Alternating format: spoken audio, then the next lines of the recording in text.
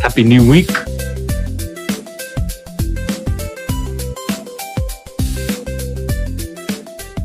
Let's get started. I'm going to continue with the topics, the myth topics. Today, we're going to look at what happens when the myth of concern meets the myth of freedom. When the stories we tell ourselves to keep a group together meet people from the stories about free inquiry, objectivity, critique, reasoning, comparing, examination. Those are mostly applied to the external world, but eventually at some point they get turned back onto the observer themselves and other people. So we're going to look at that today. I have the notebook ready. I'm going to run that and then I will be back as usual. All right, let me get that set up. All right, I'm going to drop and then come back.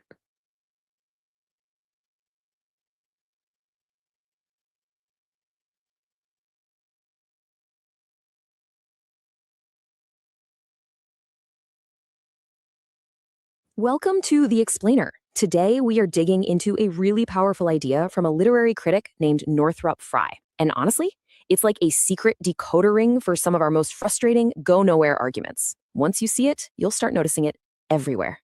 So let's just start with a feeling I think we all know. You're in a debate, could be online, could be with family, and you've got your facts lined up, you've got your logic ready to go, but it feels like you're speaking a completely different language than the other person. You're just talking past each other. Well, according to Northrop Frye, that's because you often are speaking different languages. He says that we're all operating inside one of two huge foundational mythologies. And he doesn't mean myth as in something that's false. He means myth as in a powerful story system that shapes how we see everything. And each one has its own rules, its own language, and its own purpose. Okay, so let's jump into the first system. Frye calls this one the myth of concern. And you can think of this as the story of the world we want to live in. It's all about the society that we're trying to build or the one we're trying to protect. Now, the main job of this myth isn't to be factually objectively true.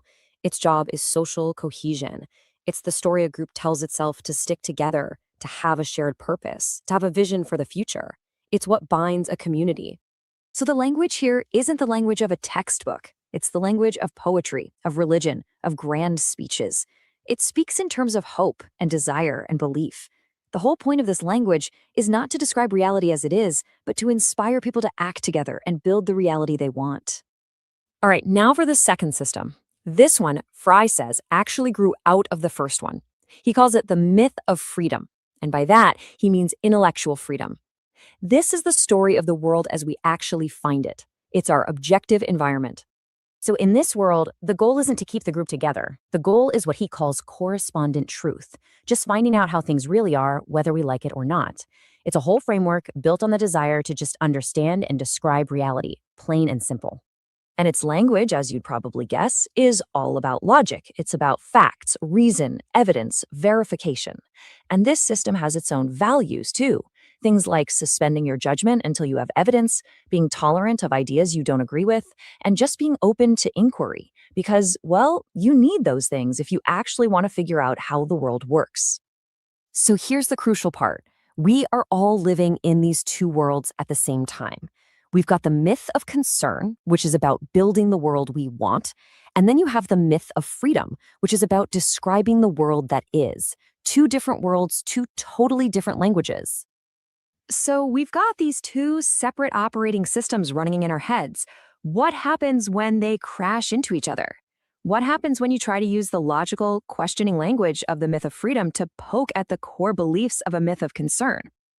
Well, Frye has a great name for it. He calls it a culture shock. He says that when that scientific, questioning spirit starts to invade these sacred structures of belief, it causes immediate panic. And that panic is followed by some pretty elaborate defensive moves. And you can see how this defense mechanism just shows up in so many different forms. A myth of concern has to protect itself. So, a religion might respond to critical questions by saying, well, if you get rid of faith, what will you replace it with? Or a political ideology might just dismiss the whole idea of objectivity, saying it's impossible anyway. The defense is baked right in. And we see this clash everywhere today. Say you try to make a factual point about personal choice. You might immediately hit a brick wall, a defense built from a social vision of systemic victimhood. The pushback feels totally irrational, right? That's because it's not a logical argument. It's a defense of a deeply held vision of the world. Okay, but this is where it gets really, really interesting. How these two myths interact today, especially when you bring in the authority of science. See, a lot of modern myths of concern try to borrow the credibility of science. They'll use scientific sounding words, they'll adopt the jargon, but does that actually make their social vision a scientific one? Fry says, absolutely not. What you get isn't science. What you get is something he calls a mythical analogy. This is when a social idea borrows the language of a scientific principle, like, say, evolution or genetics, but it doesn't have to follow any of the same rules of evidence or verification. It's basically a social vision dressed up in a lab coat to look more legitimate. So here's how you build one. Someone might take the very real, proven mechanics of genetics and use that language to explain how cultural ideas or memes spread. They create this really powerful analogy that feels true, it feels scientific, but it's not based on the same kind of hard, verifiable evidence at all. It's a social story, not a scientific fact. Fry points out that there's this huge leap, what he calls an existential gap, between the actual scientific fact and the social vision it's being used to support. And that gap, it isn't filled with evidence or logic. It's filled by a choice based on the world someone wants to create. So, what's the big takeaway here? Is the myth of freedom, facts and logic, good? And the myth of concern, social vision, and belief, bad? Should we all just become robots of pure reason? No, not at all. And this is Fry's big point. We absolutely need both. The myth of freedom gives us knowledge, it tells us what's possible in the world. But that knowledge on its own doesn't tell us what we should do. For that, you need a myth of concern. You need a social vision to give all that knowledge purpose and direction. The real key, then, the real skill, is learning how to live in both of these worlds at once. To be able to hold our beliefs, to participate in a social vision that we care about, while at the same time having the tools and the courage to examine those beliefs critically. So, the next time you find yourself in one of those arguments where you're just talking past each other, stop and ask yourself this: what language is this person speaking? Are they speaking the language of verifiable fact, or are they speaking the language of social vision?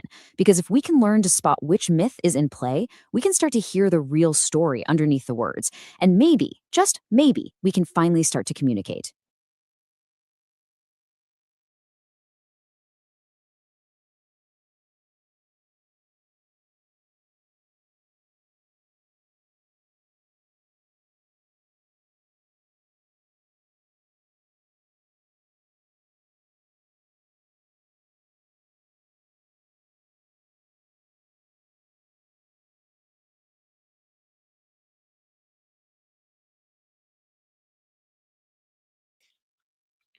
Because I'm doing the stupid mute thing again. I gotta oh my god, I gotta fix this. Every time I go off stage, I mute, and then I forget to mute when I come back on, and I don't know how to fix that. It's like the rocking. If I don't notice I do it, I don't know how to be aware of it. Y'all can hear me now, right? Um, yeah, I was saying that, let's see, I would and will challenge science whenever it's followed outside its framework and facts are filled in with this is so science is very bounded, but there's, let's see, how do I explain this? A lot of myths, because science is currently the most advanced way we have for understanding the world around us in reality. So it can lend a lot of legitimacy and credibility to any kind of intellectual enterprise. So a lot of myths will try to borrow the credibility of science by using the language of science and incorporating it into their myth without it actually being science. And he gave the example, or she gave the example of the science, like memetics being based on genetics, which is a biological science. But another one that shows up a lot in our political discourse is this idea of the progress of history, the Hegelian dialectic, Marxism, which is a mythical analogy of the science of evolution. They're using evolutionary scientific theory to reinforce a myth of social progress to give it credibility, but it's not actually subjected to the rigors of science. So it's not demonstrated that history progresses and there is an evolution to history. History is determined by the choices we make as humans. That's not necessarily evolution. But a lot of people will analogize that to evolution to weave a myth of social progress. So that's another example of a mythical analogy. So you get these gray areas where the myth of concern meets the myth of freedom, which in our modern world is science. So you have religion or political ideologies that there's this kind of pseudoscientific gray area where they'll start to incorporate the language of science, but not the techniques or methods of science or the evidentiary requirements of science. So it makes the story sound more rooted in reality and less of a myth or a story.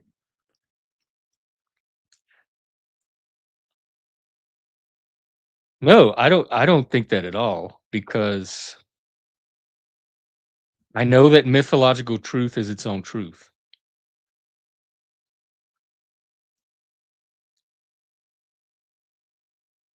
That's one thing that Satanism taught me when I became a Satanist.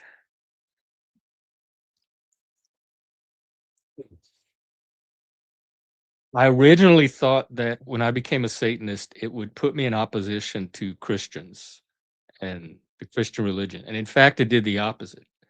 After being a lifelong atheist and finally having a religion, it made me it I developed a respect for religion in general and people that are religious, and I began to have a deep appreciation for people that have a religious faith. It doesn't have to be a true faith, it just has to be it has to be meaningful. And I think Christ can definitely give people's lives meaning. In fact, tomorrow we're gonna talk about Christianity specifically as the dominant myth of concern in the West.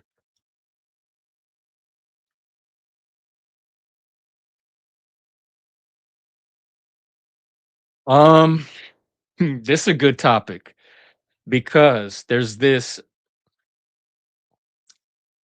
I don't wanna say it's a belief because it may be based on actual experience. There may be some empirical reality behind it that emotion distorts logic.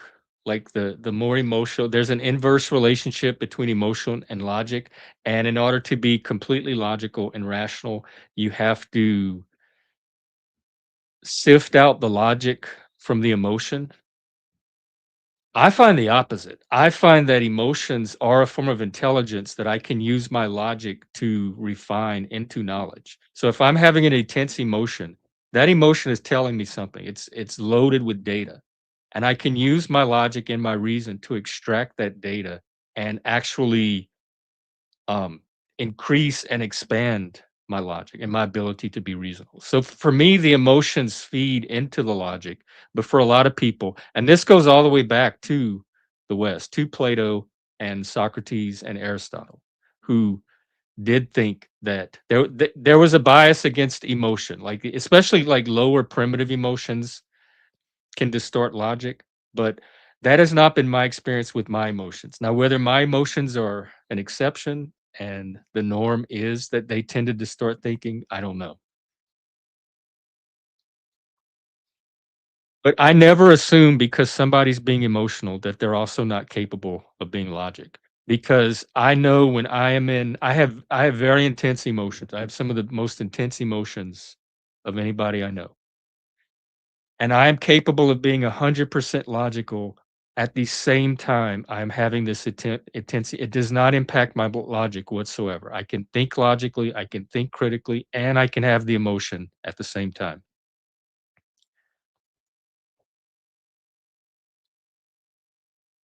Um, But if the emotions are getting in the way of your thinking, I guess try to think more clearly. I don't know if that necessarily means when you say remove emotion, I'm not even sure what that means.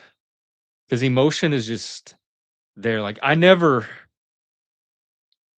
will or intend my emotions. They just happen. They're reactions.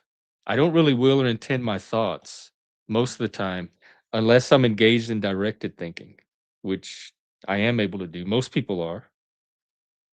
If I tell you to think about a specific topic, you can begin to direct your thoughts to that topic.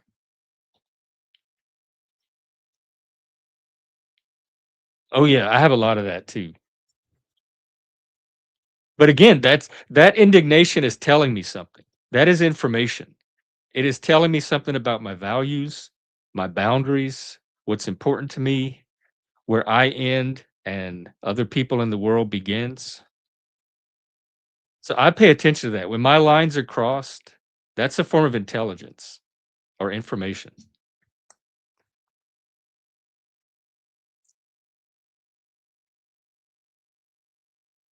It, it can. It could also, I've done a lot of streams on like what I call transformational conflict, where anger and conflict, you can actually move through it to the other side of it, and the connection is even stronger as a result.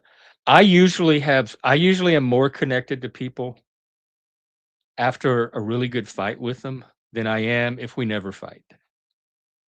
Because I really don't fully know someone until I get to see how they fight with me, how we fight together.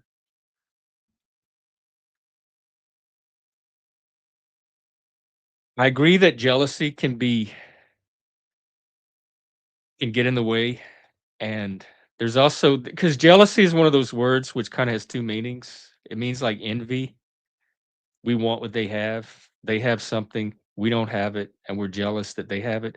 But it's also that word for like possessiveness, where if I'm dating someone and I see them talking to another person, that's also called jealousy.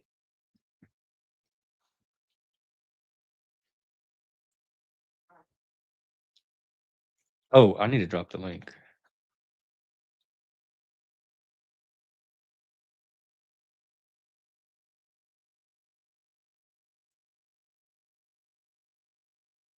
One sec.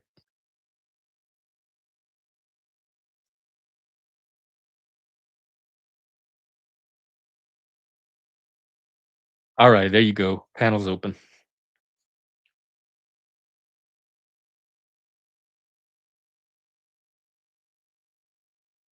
I'm I'm notorious for saying on here all the time, and it angers a lot of people that that's just an opinion.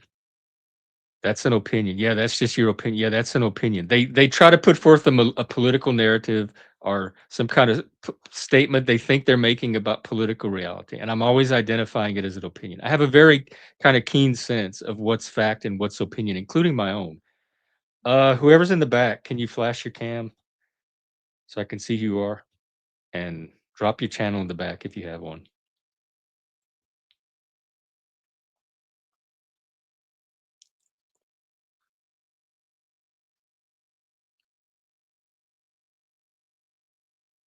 I think the most important thing about all of this myth stuff is knowing when you're dealing with which one. Knowing when what's perception, what's inference, what's observation, what's imagination, what's a statement of fact, what's a statement of probability.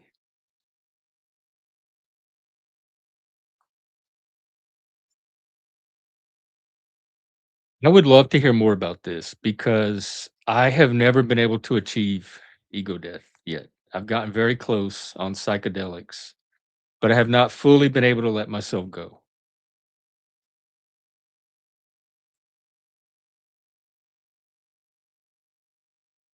And particularly the relationship between the relationship of ego death to community. Because that's kind of the Dionysian. mode is when your ego dissolves, the boundaries dissolve, and everybody merges into kind of one experience or one consciousness, or at least it's the sensation of that happening. I've come very close to that again on psychedelics with friends, but I haven't fully been able to let myself go. Um, is that who I think it is? I think there's somebody in the back trying to impersonate one of our regulars. I'm not sure. Is Hey, if it's you in the back, message me on Discord so I know that it's you.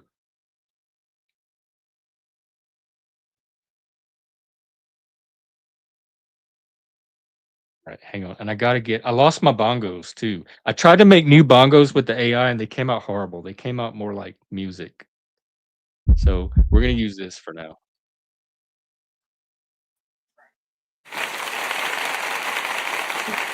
Hey, Jeff, I'm gonna come out and come back in because I gotta figure out how to get my phone to go through my earbuds instead of the phone itself. So just give me one more second. Yeah, you're kind of garbled up. Yeah, one second. And I think we have somebody in the back, but I'm not quite sure.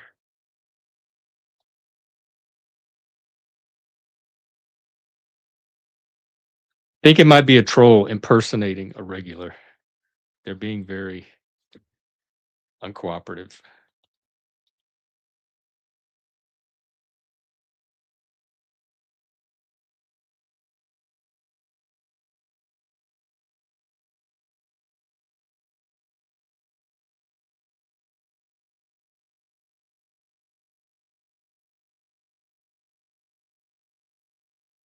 No, you're right where you need to be. I think I've never seen you on panel. I don't know if you ever panel up, but you are you're definitely very strong in chat. So stay there and comment.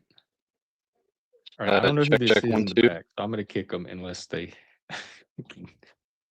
show me something. Is that better? Can you hear me better now under the Bluetooth? You're still kind of like cutting in and out a I'm just little gonna go bit. down. I'm gonna go down on the actual laptop. The StreamYards is not good for phones. Let's just put it at that. I'll be Are back you on in the about app 5 or the browser? In the phone. browser. Oh, and it's still doing it. Yep. So give me 5 minutes and I'll come back for the ego death conversation. All right.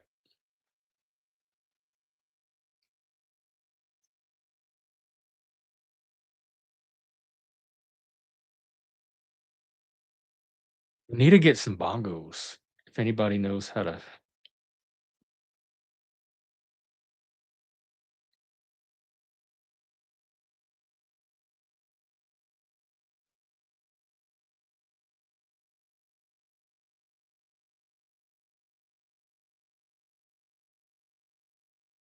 Here, I'll show you what he gave me.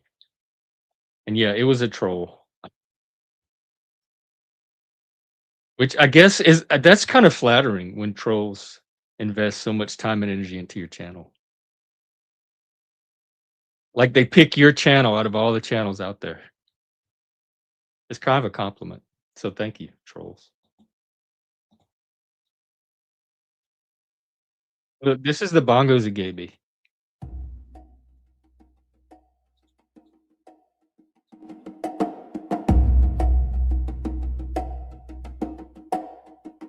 Hey, I don't they don't work as a doorbell.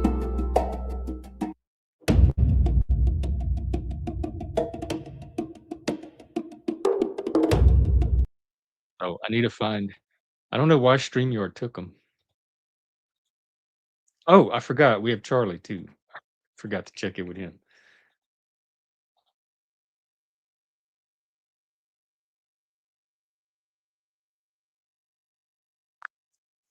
Hey there, Jeff. Hey, Charlie. We're talking today about when the myth of freedom meets the myth of concern, when science and intellectual inquiry starts to look into the stories that we tell ourselves to hold society together, and also how those stories begin to use the knowledge base that's built up through science to start to modify and reinforce and support their own stories. So you have anything to say about that? Sure. When Mythical those two analogies, collide, it's a they're called. tension we've seen forever. The myths are the glue, the identity, the emotional architecture. Science, it's the scalpel, cutting those narratives open and seeing if they hold up. But here's the catch. People aren't rational beings who just toss myths aside when new data rolls in. The stories evolve, hijack the data, and keep people anchored. If you want a society that functions, you need both. But don't kid yourself. Neither side is ever going to fully win. I don't see it as a battle, especially in the myth of democracy, which incorporates the myth of freedom into it. I see it as they mutually can support each other. They can support each other if you consciously keep both in check. But historically, myths often resist being dissected. People cling to them when reality is uncomfortable. Democracy is supposed to balance both, letting data shape policy, but never losing the narrative of shared purpose. Still, if you gloss over the tensions, you'll just end up with hollow slogans. Keep both Well, honest or one will eat the other. that's where we get into the idea of closed and open myths, which I'm going to talk about in a few days. I would say that closed myths, the more closed a myth is, the more it resists being dissected. But open myths don't necessarily resist that. And democracy and liberalism is more of an open myth. Fine, but an open myth isn't immune to abuse either.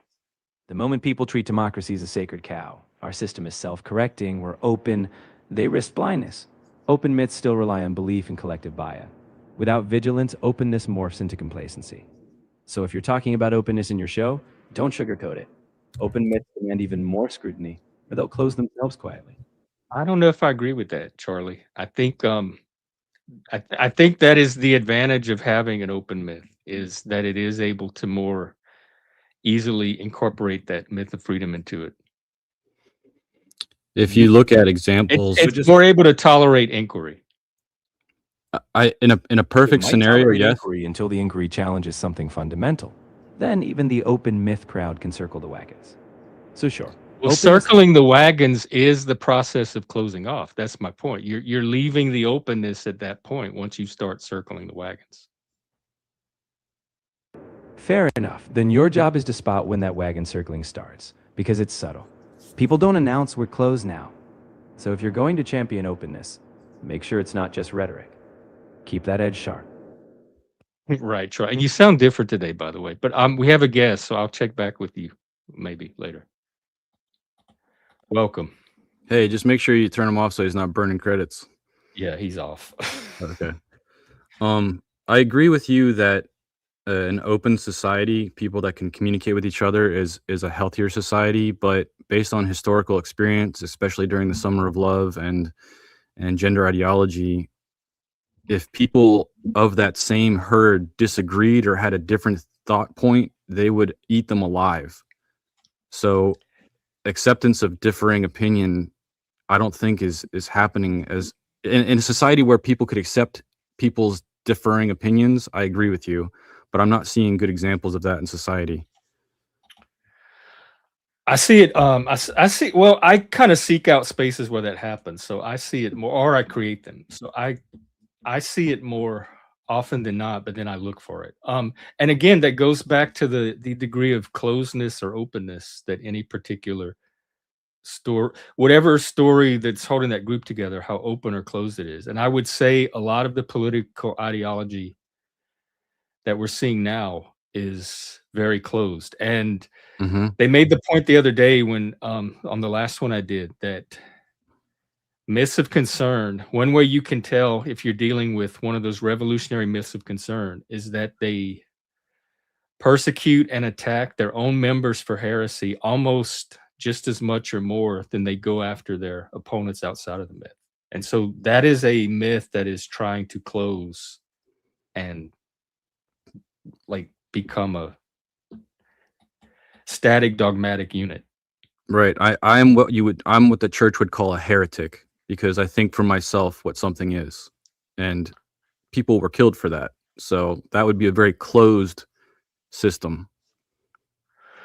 So and there are versions of Christianity that are more open and closed. So even within Christianity, you have variations in openness and closeness. And I would say Right. that's probably true for all the religions and ideologies. I think if people are following Christ, they're very open-minded, but if they're following a religion or a church, they're very closed-minded because they want to hold on to their power and their influence. And if there's people that dissent within their own ranks, then they believe that a house divided cannot stand. So I think a lot of people get lost in religion by following a doctrine and a people instead of the actual God. Yes, that can happen. That can happen not only with religion, but political ideologies and Correct. other Different gods. artistic subcultures. You wanted to talk about ego death, and I'm curious if you could frame your question so I know how to approach it. Well, it was off of your question about ego death being necessary to have value, maybe not value to a community, but ultimate value to a community. So I think my understanding of ego death is having not putting myself as first in everything, not being the central aspect of reality. And by being able to do that, I can humble myself in scenarios and be more beneficial and valuable to others. Now, I don't want to say that people should take this to an extreme where they have no value of self. I think that aspect of ego death is unhealthy. But if we are too highly proud or have too much pride in ourself, I think that causes a lot more problem than it does benefit others or even ourselves. So it's where's that line? Talk to me about that because I have a giant ego and I relate to that. I know ego death is when you kind of your ego dissolves and gets lost in something larger than yourself, and you kind of lose the consciousness of who you are. So I don't know it as just kind of not putting yourself first. It's a certain type of it's a certain very specific extraordinary state of consciousness that most people have to achieve through some kind of effort, either chemical or some kind of discipline or practice. Do you have a healthy self-respect? Do you have a healthy understanding of who you are and what you believe? I have a story I tell myself about that because I don't know that we can ultimately, the self is always going to be an unknown to some degree. And to the degree that it is, all you have is a story about that. It just, you fill that unknown in with what you think it is. So I can relate to that by saying we're on a journey, and where you currently are on your journey, if you can have a respect for yourself and who you are and what you believe in, you are not as susceptible to other people's criticism and opinions and actions. So if you I just think that's important for any individual to have, because other people's opinions and thoughts and everything don't need to matter. And if they matter a lot, I think we'll do and say and act according to what they think, as opposed to having a strong foundation, or at least a foundation of what we believe we are and what we stand for. Yes, and how do those negative thoughts get internalized? I'm pretty good at not internalizing negative messages from strangers. They just don't have the same credibility that it would from other sources. So, but sometimes it does happen, and I think a lot of people do internalize that. So I think if you have a strong sense of self, you just internalize external opinions less because you reference them against that knowledge of self that you have, and then you accept or reject them based on that. But if you don't have that strong sense of self, then you may be more vulnerable to accepting or adopting random opinions from other people that they throw at you. Right. Like I know who I am more or less enough to where what other people think about me is usually not going to throw me off. I'm usually not going to start to adopt their version of me because I'm pretty well grounded in my own. I think that where I am currently is I don't allow individuals to get in and affect my core beliefs and my understanding of myself, but I do have a let down feeling of society in general. If an individual is a jerk, or if someone is unjust or out of line, I'm still compassionate in the situation, and I feel let down that society is willing to be that way. But I'm no longer at a point where what they said or what they did is going to live rent free in my head, and I'll have to deal with it for a period of time until I can process it or get it out. I guess I have enough experience with knowing how people are that I don't my expectations of society are very minimal. And so I don't hold them to like they rarely that kind of stuff rarely surprises me because I guess I plan for it. I don't expect people to be excessively noble or intelligent or upright or upstanding. I know how people I know the human animal. Mhm. When I see that from people, I'm like, yeah, that's just a human being a human. I honor your willpower to continue to put yourself out amongst society that is that way. In the last year, have definitely become uh, more of a hermit and only seek out communities that are willing to engage at a certain standard. But if you are willing to go out into the masses, you give them the opportunity through you being a catalyst in how you act and how you communicate for them to, take a step up and be a little bit more than just an asshole and try and engage and try and mature and try. Not that we need to fix people, but in my own personal belief, I think if people are willing to engage and think and care, that they will benefit from it instead of just being like a selfish nihilist. You know, I don't know how to explain it. People like just the experience from a couple days ago. People are definitely craving drama and stress and negativity, and it's addicting or whatever it is. I always want to see individuals that are in that realm have a heart to heart conversation and engage with their core beliefs. It There's a value to that. Drama and all the other stuff I don't find as a value. It's a personal thing. To each their own. I guess for me, part of it is that autonomy and self-determination. That's my own core value. So if I'm going to claim that for myself, I have to give that to other people. So I'm pretty laissez-faire and hands-off about. I don't have strong opinions about how other people should be living or should be acting. I feel like everybody's making their own choices for whatever reason. I don't know their personal history, Mhm. and they can make their choice, and I can make choices in response to theirs. So I don't have to hang out with them. But I don't go out of my way to like try to reform them or change them.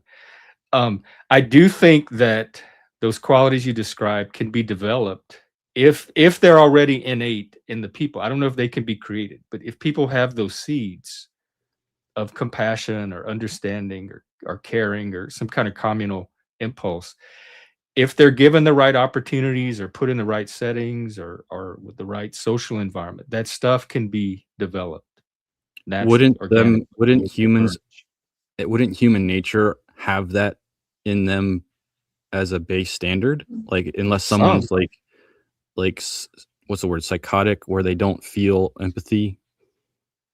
But wouldn't a standard human being have that seed? It's just not watered. We assume there are sociopaths and psychopaths that I believe don't have that. They don't even have the organic hardware to even have it. I've shown this chart many times. I use it a lot, but down here we have about 5% of these are our primitive instincts and they get socialized. And we got about 5% that fail to get socialized by usually through whatever cultural stories you grew up with, etc., that channel those instincts into something more pro-social. So about 60% of people tend to get normally socialized, like you and I and most people we know probably. There are these 5%, and I think this number is probably higher in this sector of YouTube. So I wouldn't want to make the claim that everybody has the potential for that, because I know firsthand plenty of people that do not. Like, I would just not waste my time trying to develop that in them at all. That I would information, is focus on that the people that already show the potential and already demonstrate some of that capacity. that data, is that before or after the internet, the technology of internet? I'm Are not they sure. pulling that? Let's see. It says 12, 2025, but I think he updated it recently because this chart's been around before then. I would just question that 5% if it's gone up or down since internet technologies, internet communications. I would think that humans are losing the ability to communicate based on the standard that there was before the internet. How humans interacted in my own life experience was different, and I was still born pretty much into internet, but I had a few years without it. You had more time without it, but I do see internet communications and technologies changing humans' interaction. So I wonder if it changes that data. Well, a lot of that is talking about innate, like very early development and how we get socialized. So I think the ratio, just like the ratio of people that are born gay, is probably stable throughout humanity.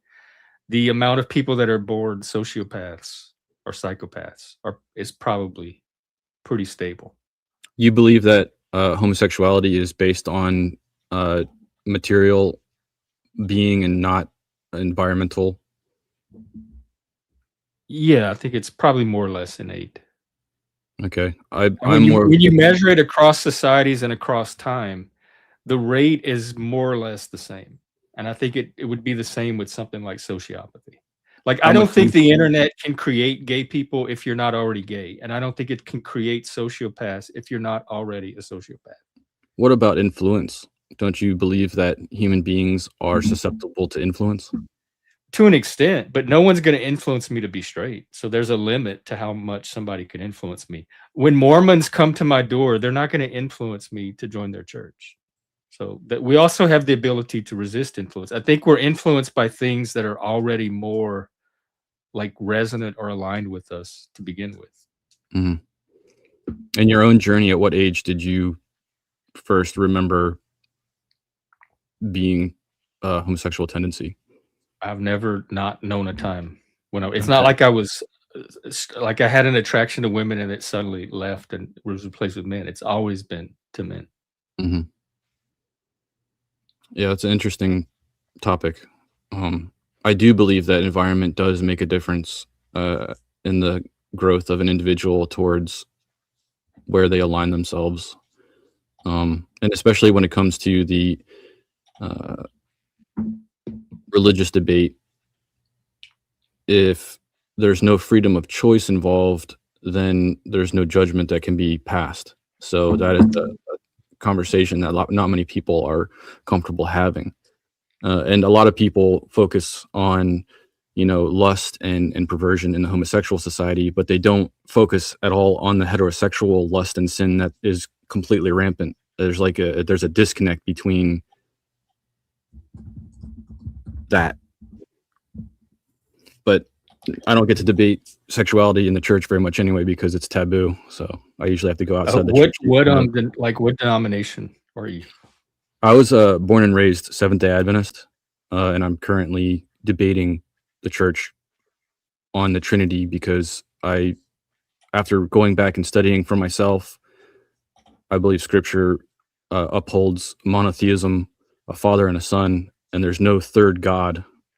That's more of a Babylonian concept. So, but they're not willing to have that conversation. So maybe in the future there'll be more of a debate stage for that. But right now, you're basically just a heretic for disagreeing. Are you still part of the church, even though I'm a part of the body of Christ, but I'm not really part of a church. I'll go to a church, but I'm not beholden to a building. I'm beholden to a deity. Yeah, that's where the heart of religion is anyway, to me. For And some, with yeah. the gay thing, Even if it is a choice, like I'm willing to grant, just for the sake of argument, okay, let's say it is a choice. I still think it's a choice people in a modern liberal society should be allowed to make. I don't. It's not hurting you what I do in my bedroom. So even if it's a choice and I could choose differently, what is it to you what I choose? It's not anybody that is following Christ and understands Scripture knows that it's not men's job to judge or condemn. That's not man's position. So anybody that is beating you over the head with the Bible is doing that on their own volition, and they don't even know what their own book says that they're beating you with. But some of them do beat under the belief that that is what their religion directs them to do. So you're saying that they're not supposed to be doing, but that's not what they would say if you ask them why they're doing it. Their And again, job is not. we get back into it's all myth and story. There's no way to scientifically resolve Well, any of this. well, this is biblical, not scientific, right? According to Scripture, there is a clear standard of right and wrong, but there's also the fact that you're not the judge. Even though God has his law and his belief, we are not judge and jury. So someone may say to you what the Bible says, but they don't have the right to condemn you in any way, shape, or form because of that. But if they think they have the right, or some religious denominate think they have the right, then they have the right. That's what I'm saying. It's determined by If the Bible is the cornerstone of that debate, then they are not following the foundation. well, If but the that's Bible- according to your version of the story. That's what I'm saying. They have a different version of the story because no text interprets itself. There's always an active interpretation. I do believe it's very possible to have a baseline objective understanding of Scripture. There are times where subjective is definitely a part of the conversation, but thou shalt not is very direct.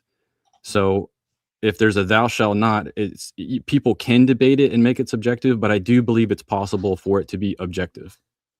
But there's a lot of thou shalt nots that nobody follows in the modern world.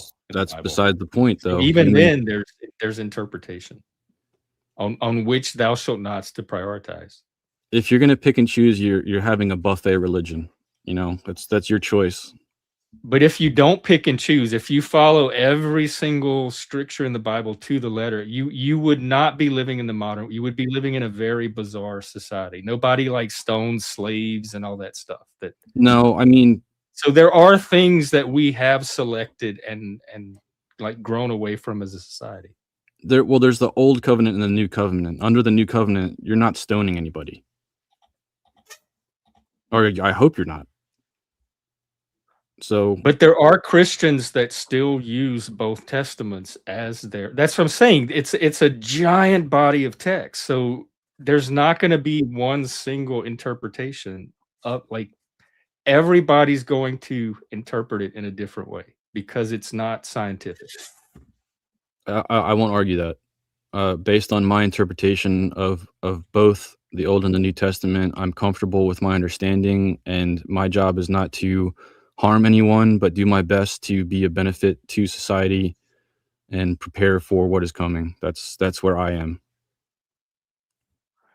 What do you think is coming?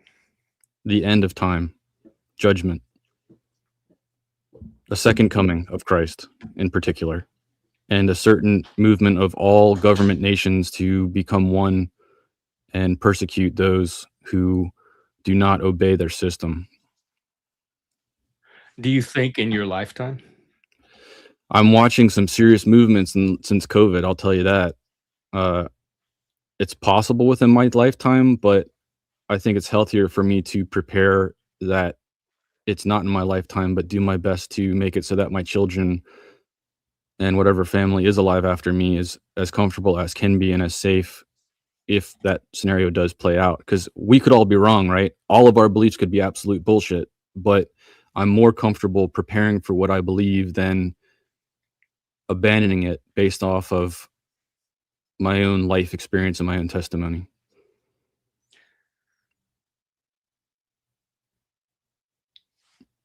So it's an apocalyptic myth, like the climate change guy that was here the other day. He has this vision of what he thinks is going to happen to the world that he's convinced of, and he orients his life toward that vision, and the choices he makes, the decisions he makes, is based on that vision of this catastrophic future. I'm fine with that definition. Yes. Which that's a myth, but it's an example of how myth is unavoidable. We all have that. That's just yours, your particular myth. I have a myth of my own that's different, but I'm not without myth. So even if we think we're logical, rational beings, we still operate off of myth. Right. I operate off of what I believe prophecy says it will come, and when news events and world events happen that are in line with that, to me, that's a signs of the time. Now, it's very possible that it's confirmation bias, or what you called it yesterday, something reasoning, that I'm making it Motivated what it is. But it's also possible that it is not, and it is actually a movement within that prophecy. So I'm a watchman. I'm paying attention, and I'm trying to do the right thing and be the right person along the way, without being a zealot that is telling other people what to do. A little bit different if you have kids. It's more of a paradox situation, but when it comes to other people outside of my family, I'm really trying my best to just be a part of their communities if I can be, and if I think that it's not worth it, I just walk away. Yeah, that's what I do. I, I find the communities that I fit in, I mesh with, I get something back from, and I leave the ones alone that I don't. I just want to make a Which I comment think towards, is a feature of the modern world, like this modern open society that we live in, I think allows us to do that. more so, I think that we have little hiccups here and there of our ability to stand up for what we believe in, like with and also towards ICB. I look away when I'm thinking in depth, because if I hold eye contact, sometimes I get distracted. So it's just how I work. But Oh, I didn't even notice. so like for ivermectin and mRNA technologies, despite what people believe in, that there was a period of time during that where you didn't have the freedom to express yourself on that. Whereas now you can say, you're back into a realm where you can pretty much say whatever you want again, and it doesn't matter. But there's certain times where there's certain things like Black Lives Matter. You couldn't say all lives matter, or else you were. You what would like couldn't say in what, from just random people around you, or official sources were like We'll like say the most over government the never internet. tried to shut me down from saying all In lives real matter. life, people are much more People around reserved, me in might my have experience. commented too. Yeah, if you're going to go to like a store and you're talking to somebody and you have a thought, they're usually more reserved in my experience. But on the internet, they're feral. So like if you say your opinion on something and they're in a disagreement with you, they'll come after you. And all lives matter was one of those concepts where during that period of time you had the freedom to say it, but you were definitely persecuted by the hive mind if you did. So there's blurbs like that through my life experience where there are certain things that were like that. Currently now, I feel like people are more at a freedom to say whatever the hell they want, and it doesn't have that same backlash. People might disagree with you, but it's not a hive mind. There's not the masses coming after you. So I won't be surprised when the next thing comes along in the future and the hive mind, you won't speak out against it unless you want to deal with a bunch of crap. I think that what you're calling the hive mind, I think there's multiple hive minds out there, not just one. And I think it's these closed myths. These are people operating from a very closed myth. And so they attack anything outside of that myth. But sometimes those groups, those hives, are clearly majority. They're clearly the large percentage of society. Then they fracture off and there's little ones here and there, but every once in a while they'll come together and there'll be a massive blob. And I don't enjoy society in those periods of time because they absolutely close off and do not allow the democracy that we freaking stand for. Well, many people have had that experience in critique of Christianity as well. I'm not going to argue against that either. I think a lot of people that follow a church or follow Christ are not mature in that journey. Sometimes you come across people that are, and they're different. And it's Is not maturity openness? maturity is openness and compassion. If you look at Christ himself in his testimony, he had righteous indignation towards certain things, usually leaders of the church that were apostate. But for those who were sinning, he had compassion and tried to help. I think that's the mindset. That's the open mindset. If he was closed off, he would have gave the finger to everybody and it would have been a very different story. I'm just thinking how this is an example of it doesn't even matter if the Christian story is true. Here's one person that it is allowing to be more compassionate, more open. Like it's so it has value as a myth, as a story for those reasons. Love thy neighbor as thyself. Like that's a very straightforward concept. Love other people just as much as you're willing to love yourself. If people Yeah, were but willing to follow a lot of that, people don't love themselves. In and you can fact, see that in probably reflection. more people don't than do. I agree with you. I think in reflection, people that don't even love themselves are very toxic. They're very they have a very hard time being a part of society. How do you fix that is the question. I think someone has to come along and be a catalyst that helps that individual have a higher standard or a hope that they can hold on to and focus on instead of just living in a pessimistic, depressed cycle. I try. Yeah, We get a I mean, lot we of can try. pessimism on here. Yeah.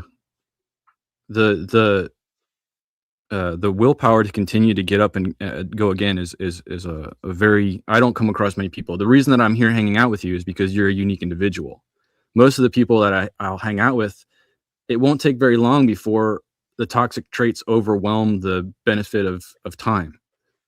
And I'll just move on to the next. And that's just how it works. So you look for the 1%ers or whatever the percentage is. The question is, how much do those 1%ers make a difference? I don't think it really matters if it's a big number, even if it's just one person. If you're able to help one person, it was worth it. And I was listening to Untrackable the other day, Give You Respect. That's one person I can see that has been influenced and reflects that influence. So that should motivate you in a sense, not out of pride, but out of understanding that you're not wasting your time. It is one of the things. Spike was on here a few days ago telling me how, because he spends a lot of time on these other sectors of YouTube where they are feral and the drama crowd and all that. And he says he was saying how he noticed that even those people, when they come here, he sees a different side of them. Right. It challenges them because they're not just, if they're in an echo chamber of toxicity, why would they stand out as a sole individual that's different? Yeah, and a lot of them, it's I don't know if it's a myth or a story that holds these people together, but a lot of them are held together by hate bonding. There's a few figures that they all follow around the internet to troll and hate on, and they're bonded together in kind of their self-righteousness and their indignation over these figures. Because it gives them feelings of aliveness. They feel dopamine or acceptance or something. What is that? I don't know. I've watched it happen. So it happened on my channel for a while. Yes, it's one of them. It happened on my channel for a while, like for over a year probably. They'd all hang out here because some of those people were hanging out here, and they would all sit in the chat and attack the person and bond together over their mutual disgust, contempt, hatred of this person. But for that person, if people have a common enemy or a common scapegoat, that alone can bond them very tightly. And I'm sure there's some kind of story or myth that can be extracted from that, even if it's not a conscious one. Right. And to be the one person that challenges them to say something positive about that person is an interesting scenario I have been in. Internet God is making a comment towards an individual that's an example of that. but that individual has to be willing to be the whipping post and stay there and not just leave and never come back. They have to be willing to receive There's that enough treatment. narcissists on here that are willing I to stay for all that attention, I'll say even if it's this, negative. I don't understand it, but there's a strength to an individual that's willing to get whipped that hard constantly. I would never, ever allow it to myself. Yeah. I I mean, so I've kind of been in that. I've been that person in some context. I don't know if I've allowed it, but I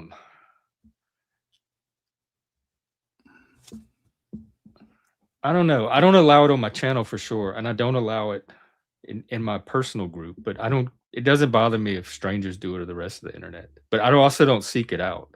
There's some people that go all over the internet to get to. I don't want to say this. The haters and the hated. There's a. It's like a codependent bond between them. The hated seeks out the hatred just as much as the haters are wanting to give it to them. They both get something out of it. Yeah, like when it comes to a dog or when it comes to politics, any attention or any, I don't know what the right word is. Any attention is good attention. Any press is good press. I don't have that mindset. I guess if they have that mindset, that it works just fine for them, because there's also relevance to that individual. Even if they're on the whipping side of the post, they're still relevant. Yeah. Yeah. I mean, Shift is saying it's a desperation. Some of the most popular people on the internet. I struggle also with the use of money to manipulate a community when it comes to the panelverse. That's the word you used earlier. I'll see multiple communities that will use money donations to manipulate the flow and the experience and the standard of that gathering. Some groups like that's what it is. Like, you're going to put people in timeout. You're going to do whatever to whatever because you paid money. And I don't like that aspect. I think that I don't know how to explain that. I just don't like that. I don't have better words for it. I haven't defined it. Yeah, there's a lot of channels that do that, but I also would not call them discussion channels. They're more like just drama channels. Entertainment boxes. Yeah, they're entertainment. That's fair. But really, a lot of them are bully channels. It's people that show up to get entertained by seeing other people get bullied. If I mean, to each their own. If that's what you guys are after, I seek out conversation. I seek out knowledge and wisdom. And if it's just noise, if that's not the goal, I just don't last in that community and move on to the next. But there's really not many that are seeking out in-depth conversation. Literally, here in the pub is the only two places I get to hang out. I was about to ask if you found any other two besides those. I tried to. There's a place called the Gospel of Bob. Depending on who's on their panel, you have the ability to have a conversation, but it's quickly taken over because it's a very popular panel and people will come up constantly. It'll quickly get derailed and it will quickly move into money dictates the feed. So I could only take so much of that, but they have potential. They do have potential. PF Young's channel which this one kind of grew out of. A lot of us were part of his community. I would say his is like that, but he takes callers one-on-one. So his is not an open panel discussion community. But he has a Discord where in the Discord there's plenty of intelligent people having all kind of substantive conversations. What was his platform? Just open discussion? It's a politics channel, and he will have people just call in individually, like one after the other. He'll take someone up for 5 or 10 minutes and talk to them, and then take the next person, talk to them. So you can have discussions, but they're not group discussions. Yeah, Internet God knows Gospel of Bob then. Yeah, that crew, dude. Yeah, Skywalker is a good mod. So is Nay.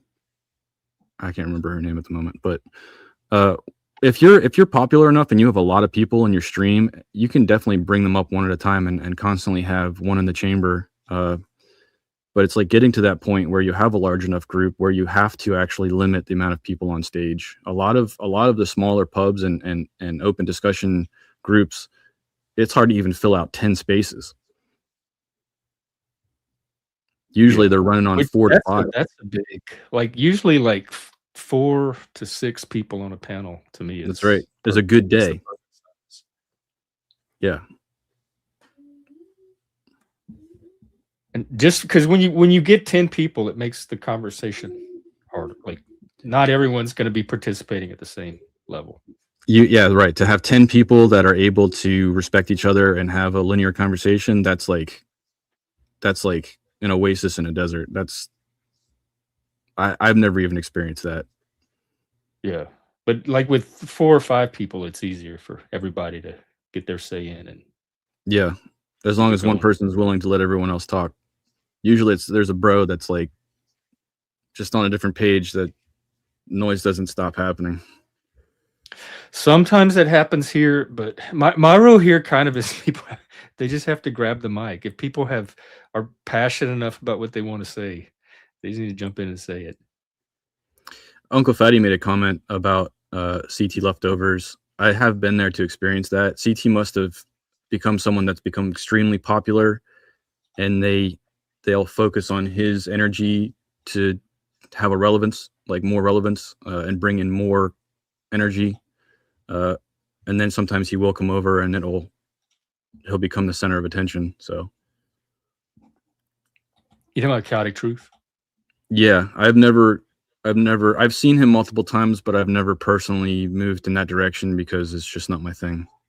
I've been on a few times. Me and my co-host went there a couple of times, but it was one of those shout, like, you really have to shout to get heard there.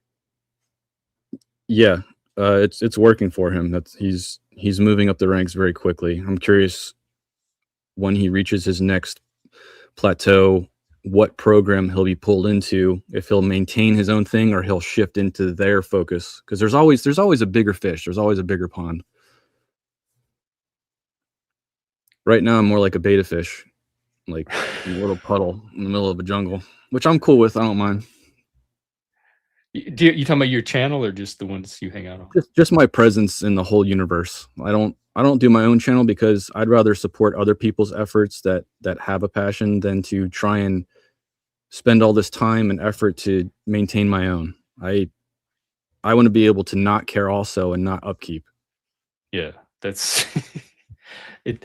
That is an enjoyable luxury when I'm able to do it. There's very Right. few panels other channels that I go on that I find that I can go on.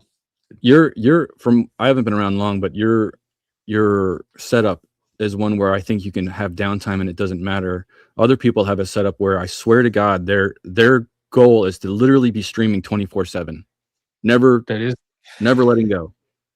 that was my goal originally, because during COVID, I ran a 24-hour Zoom with some friends that we kept going for 24 hours a day. It was a support drop-in Zoom, and I wanted to do that with this stream and have, like, a team that could just keep a stream running 24 hours, or a network of channels where somebody's always streaming, so when you turn it on, there's, like, something to watch from that community, but we haven't Right. built up to that yet. That's That still a that goal in the future if we get enough critical mass. that's what GOB is currently working on. They're ramping up with the whole 24/7 someone has a shift aspect. I was going to say Yeah. as long as someone takes over a shift and you're actually sleeping, cool. I've seen other people that I literally watched their mental health decline as they gave up their own and whatever it's called, where they have their own world and their own existence. They sacrificed that for the internet, and whew, it was hard to watch. It's It's like a train wreck. You're like, yep, this is happening. for a lot of us, this is our, like, we don't get this kind of social interaction in our real life. Like, I can't find the conversations I have on here if I walk out my front door and start interacting with the locals. I'm gonna have a much harder time of finding it. So a lot of us Right. this is the new public square, the new community center. Where do you go if you step out of your home? What are your venues? I've tried I was involved with Toastmasters for a while. I was involved with the local Republican Party for a while as a precinct captain. I tried to get involved with my local kink community for a little bit. Board gaming groups, my job. I had a lot of socialization at my. I got to just chat with coworkers and stuff. Right. That's a If large. there were groups where I had that, I would avail myself of it. I just haven't found anything locally that meets my needs like YouTube does. What exactly Have the is entire your world need? to draw from. Can you define what that need is that YouTube is filling? Intellectual conversation for sure, but also there's a certain type of fun here. There's just a sensibility. I feel like I can be more myself here than anywhere else. And in person, I feel like there's a little bit of masking and holding back that I have to do to fit in with an in-person group. That's fair. I was The going to ask a dynamics are question just towards slightly that. different. Like there's more vibes to pick up off. There's more nonverbal stuff. The groups are smaller. They can arrange themselves in ways that kind of isolate you if they want to. And here, I don't run into those same difficulties. I think a So lot of people have there's less come to friction yourself. and there's more selection and opportunity to draw from. So you believe that you are more yourself on the internet and less yourself in real life, where I find that in the beginning, I became two individuals. There was my real life individual and then my internet individual that was, no limits. Like you do whatever you want. There's no repercussion.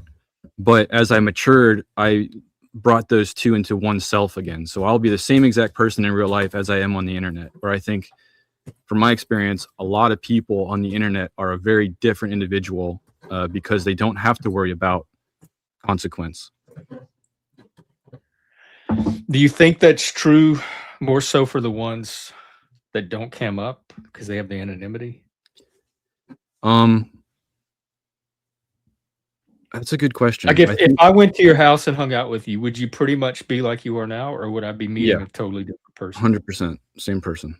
I do think there is something to people that do cam up. I don't know if that's a sign of respect or courage, or I don't know what that is. But if someone's not willing to cam up, just mostly I'm more concerned. I don't care how they act. I'm more concerned of what they're going to do to destroy or troll. It's a trust issue for me. But when it comes to their, like, if people don't even come on panel and they're just in chat, there's another level as well. Like the level of troll and carelessness is usually higher. So there's like 3 levels. There's chat, there's coming on panel, and there's coming on panel and showing your face. And then the next level on that is showing your face in person at an actual venue and being willing to stand up for what you believe in that scenario. Well, my goal with this, it's still a goal. I'm just not at the point yet.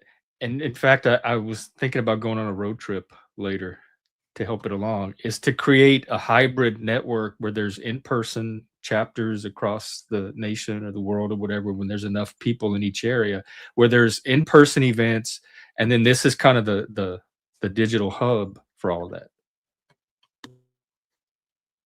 So that you can come here and interact, and then you'll have in-person options, but it'll be the same people from this community that you get to interact with in person. Right.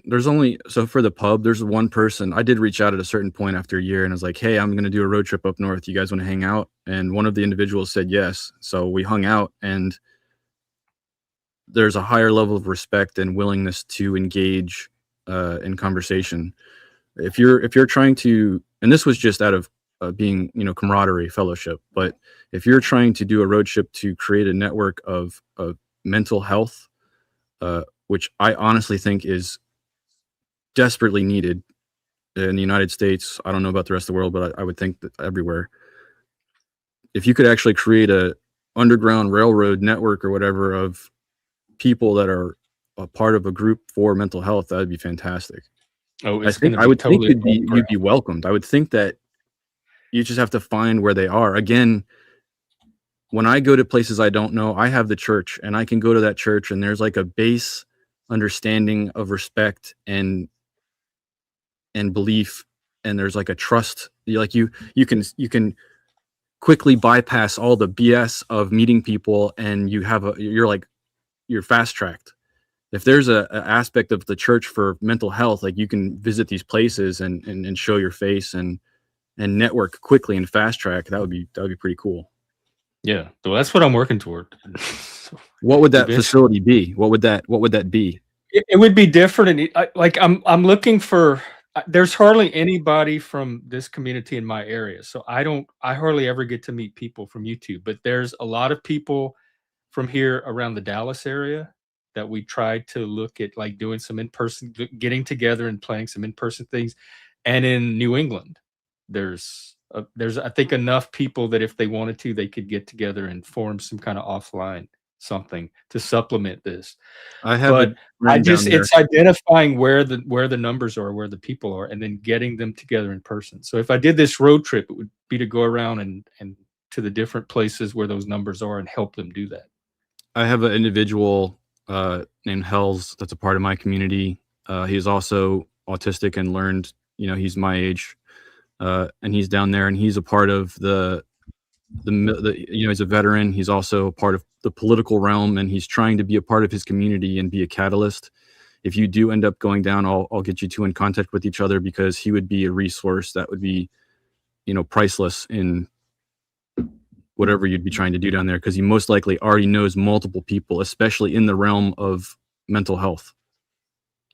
So I will. Well, yeah, that's what I need more of. I've been doing this for years, and it's been very, very slow growth, especially on the real world side. But the thing is, so Hells is an individual that his words mean something. The majority of people that we spend time with, that I've spent time with, words are just words. Actions don't mean, they're not going to, it's just, they're just being nice. They're just being friendly. Yeah. Hells is an individual where it's like, hey, I'm going to do this at this time. And he's like, all right, let's do it. I'll be there. And so it's very unique, very rare. That's what it takes. It takes like a core of those doers, those kind of people of action that you can rely on to execute the vision. Those people are very powerful. Like, one individual can be a major catalyst depending on how they interact with society. A lot of us are just keyboard warriors, and we're just a drop in the bucket. We're just an opinion on the internet. Well, I've done plenty of in-person organizing before. I used to be a meetup organizer. I've started so many different groups and Facebook groups and community groups and activity groups and this group and that group. And so I know how to do it in person. It's just finding the people, finding where the people in person are. I can create the events and the structure. I can't create the people. So where are you at on your motivation and willpower to actually take the first step and start the road trip? Like, what do you need, or what's lacking? Or to be honest, not much. There's no reason I couldn't just pack my car up right now and take off. Mm-hmm. There are some personal things that I need to take care of before I go. And I don't know the timeline on that. Originally, I was going to ride out the winter and do it in the spring, like maybe in a month or two. But I think I might have to bump it back to the summer. Mm-hmm.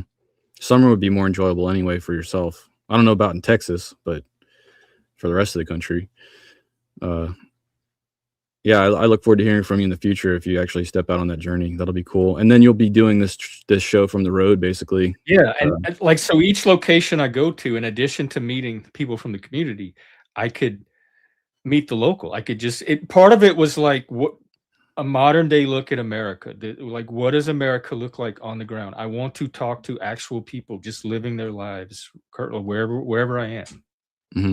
And just go to places where people are, start walking around, and just like on the street interviews, that kind of stuff.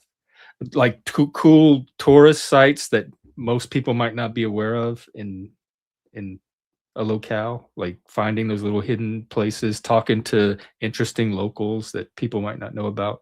So I wanted to kind of give a look at each location as I go through it as well. Would this be a live broadcast, or recording and editing and releasing live? Yeah. I think that you'll actually pick up more. I mean, I don't know how the algorithm works for getting people to find you, but road trips and touring the United States and meeting the culture of the United States, I think would be a lot more appealing to the world stage than intellectual conversation, sadly. And you could work in the intellectual conversation into all of Right, that. right. And If I did it, I'd be talking to old people. You what? If I did it, I would be talking to old people. I'd be going to the oldest Yeah. person and hanging out, sitting next to them and just talking story. That's what I'd be doing. Yeah, the old folks home tour. Old folks home tour, yeah, seriously. I was more excited about it than I am now because of like recent events on the internet, like put the brakes on it because I realize it's going to take more trust than I think I have with these people. So at first I thought, oh yeah, no problem. I hang out with them on YouTube all day. I can trust them if I do a road trip. But now Well, I I'm mean, second guessing all of that. are you planning on spending time and sleeping at their house, or are you going to have a hotel and just have a public meetup spot? Probably a combination of both, depending. Okay, yeah. If you're, I mean, when I went up north, I was more than willing to set it up where I was like, hey, let's have a a pub, whatever you want. Let's just meet and hang out and be humans. And Yeah. I didn't have anybody on my list that I didn't trust at that level. But yeah, work it so that you're always safe and comfortable. It's just it's nice when you can have the financial relief of hanging out at someone's room or apartment or whatever. But if you can afford it, yeah, hotel it up, enjoy yourself. Don't be surprised if finances are floated. Well, I was along going the to way. try to crowdfund it on my way too through Yeah, YouTube. Like was going to keep it going, and that's another trust level that I'm not sure I have. but yeah, And like that's Fatty here is one state over in Idaho, so I talked about making a trip up there several times. He has a silver mine that we were going to Sweet. go That'd be explore. cool. I An active silver mine? think so. Wow, that'd be cool. You might not have good signal down there, but Oh yeah, I didn't think about that inside the mine. that's what I'm Well, just saying. I might have to just video and Right. post afterwards. And I think that will also help to have videos that can trend. I don't think live streams really trend the same as something that's titled and labeled and edited that people can watch, especially if you make it short format. Sadly, I think a lot more people are interested in engaging with 15 seconds to 30 seconds than anything longer than that. That's the biggest thing holding me back, and it's my own fault because I'm not motivated to do shorts or clips at all. And Yeah. if I could just get myself to do a few clips or a few shorts a week and get those out, Just get Charlie to do it. He's the one telling me the same thing. Charlie can. StreamYard has a feature where they can make clips, but it's so random. I'm not happy with their selections. Right. Well, I'm glad you're enjoying the conversation, Bex. Yeah, I don't mind these levels of conversation. Yeah. I don't know the next time I'll do any road trips. I think I'm pretty much hunkered down for a long time. It's when my boys get to the age where they get wanderlust and that we start to go into that phase. Uh-huh. But their middle names are Hawaiian. Going to the Hanai family I have in Hawaii, going back to Australia where my wife is from. We've branched out all over the world, and there's a lot for them to really absorb and gain from cultures. Hopefully in the future, people hold on to their cultures. We're definitely moving towards a globalist culture, and it makes me sad because I don't want the outback to go away. I just don't want culture to disappear. I don't want it to I'm be from like Louisiana. I'm Cajun, and we've been hanging on to our culture for we've been facing that kind of cultural erosion and cultural assimilation for possibly centuries now. And you don't ever hang the culture changes each generation, no matter what. You don't ever hang on to a pure culture, but we do still have our cultural backbone intact. I was never born with that. I was born and raised in Maryland, in near Columbia, which was like literally built to be a utopia that failed miserably. My culture is fast food and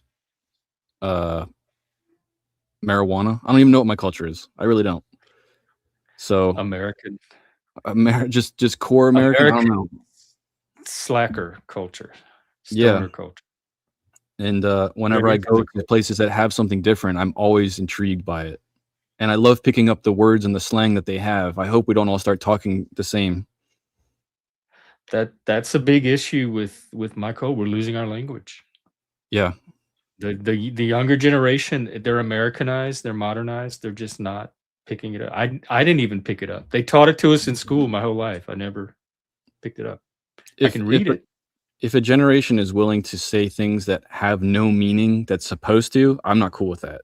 Like 6, 7 and stuff like that. You can't say that and expect me to engage with that or appreciate it if it literally doesn't mean anything to what we're talking about. What is 6, 7? I'm not even gonna try to explain it. You can look into it if you want to, but people use, so like my generation, I'll say, oh, word.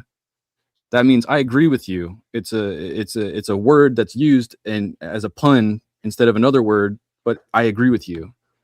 That has a meaning and a shared value. If someone's going to just throw something at me that doesn't have any relevance, like I don't consider that. 6, 7 is a nonsensical expression popularized by a song called Doot Doot 6, 7 by rapper Skrilla. It has no fixed meaning.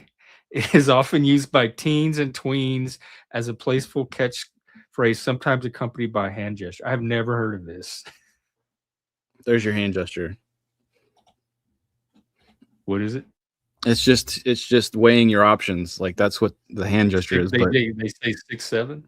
Yeah, it literally to me. Use it in a set, like how would it be used? It's used. I believe personally, it's used by people that don't have an intelligent response.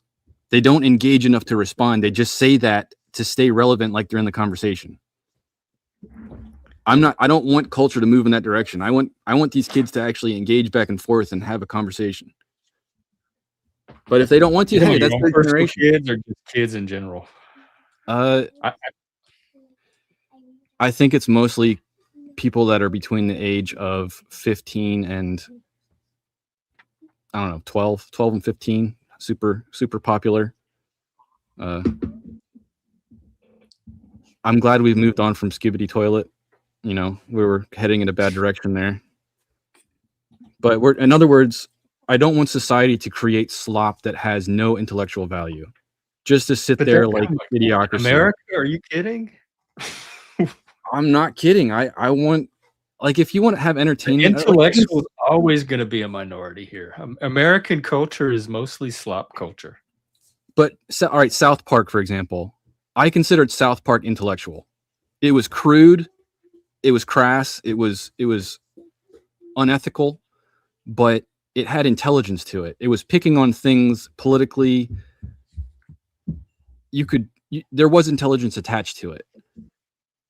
To have a cartoon satire, which is a genre that's an intellectual genre, right? I think we're moving away from that standard and just having doom scrolling content that's 15 seconds long that doesn't always mean anything. Is there what's the new South Park? Is there one? I think Rick and Morty was supposed to be kind of like a replacement for that. I don't know where it went. I couldn't watch it. It was a little bit too disgusting for me. I'm not sure if there is a replacement for it. I mean, The Simpsons isn't a replacement. It's kind of still on par with it. Political satire. I don't know. Someone in the chat might know. I've really moved away from TV content. I am much more in the panel verse. My content comes from world events and talking about world events with people that are willing to engage with truth instead of talking points. And that's where I really enjoy spending my time. And, finding the people that are willing to engage at that level is the challenge. Truth. That's so hard to come by on the internet because it's like an infinite pool of data that you can cherry pick and create a story around, which is now become. It's going to get you to true. They're doing that with the Epstein files. The Epstein files is just this giant Rorschach blob of you can cherry pick anything out of it and make a story about anybody involved. Can you But define there's no way Rorschach to for me? test or verify it. So people are going to just come away with story after story after story endlessly. Without any accountability or investigation? Yay! Can you define Rorschach for me? Yeah, it's those psychological tests you look at, and they like, what do you see in this blob? And Oh, everybody the sees ink whatever. blobs. Okay. Yeah, the ink blobs. Okay. I was digging personally into those files, and it's for entertainment, right? I don't know if these files are legit. I don't know any aspect of truth. I just know that they're there. And I was looking up certain words like pizza and grape soda and Pop-Tart, and there's individuals that are interacting back and forth with Epstein. And if these words mean what certain communities think they mean, there's people that are just walking around society with no repercussion that were definitely a part of that community. And that might be true, and that might not be. It might be, and it might not be. If it is, I think in a just society, it would be okay to investigate. Investigation doesn't mean you're ruining anyone's life. Is the investigation over, and that's why they released it? Has the investigation been done? That was my question. Are we 7 years out, and the majority of this is past the point of law? I don't know. And I do believe there was a debate during the Summer of Love, where do we live in a two-tier system of justice? Are there people that are above the law? I was a part of the group that did believe that people in society were above the law, certain ones. And I think in our current political environment, we're literally watching politicians be clearly corrupt, and there's no repercussion. To me, that's two tiers of justice. If I went and I did corrupt things, I don't believe I would have the same treatment. What Summer of Love was 2020 for you? Summer of Love was Trump's first term. Then all 4 years? I believe the Summer of Love was almost at least half of his term. I'm starting to get spotty on that. But because I know it from the 60s. The Summer of Love is when Antifa was destroying your state and other states. City. I watched it right outside my window. No. What's an example of a corrupt politician in this two-tier system? In my opinion, if it's opinion, then we're still in the realm of story. Well, I'm going to use as my opinion because I'm not going to bring receipts right now, so I'm just speaking from opinion. Okay. In my opinion, Nancy Pelosi is a corrupt individual based on her insider trading data. I think that when it comes to corruption, business ethics, I think Trump and Biden are both corrupt. The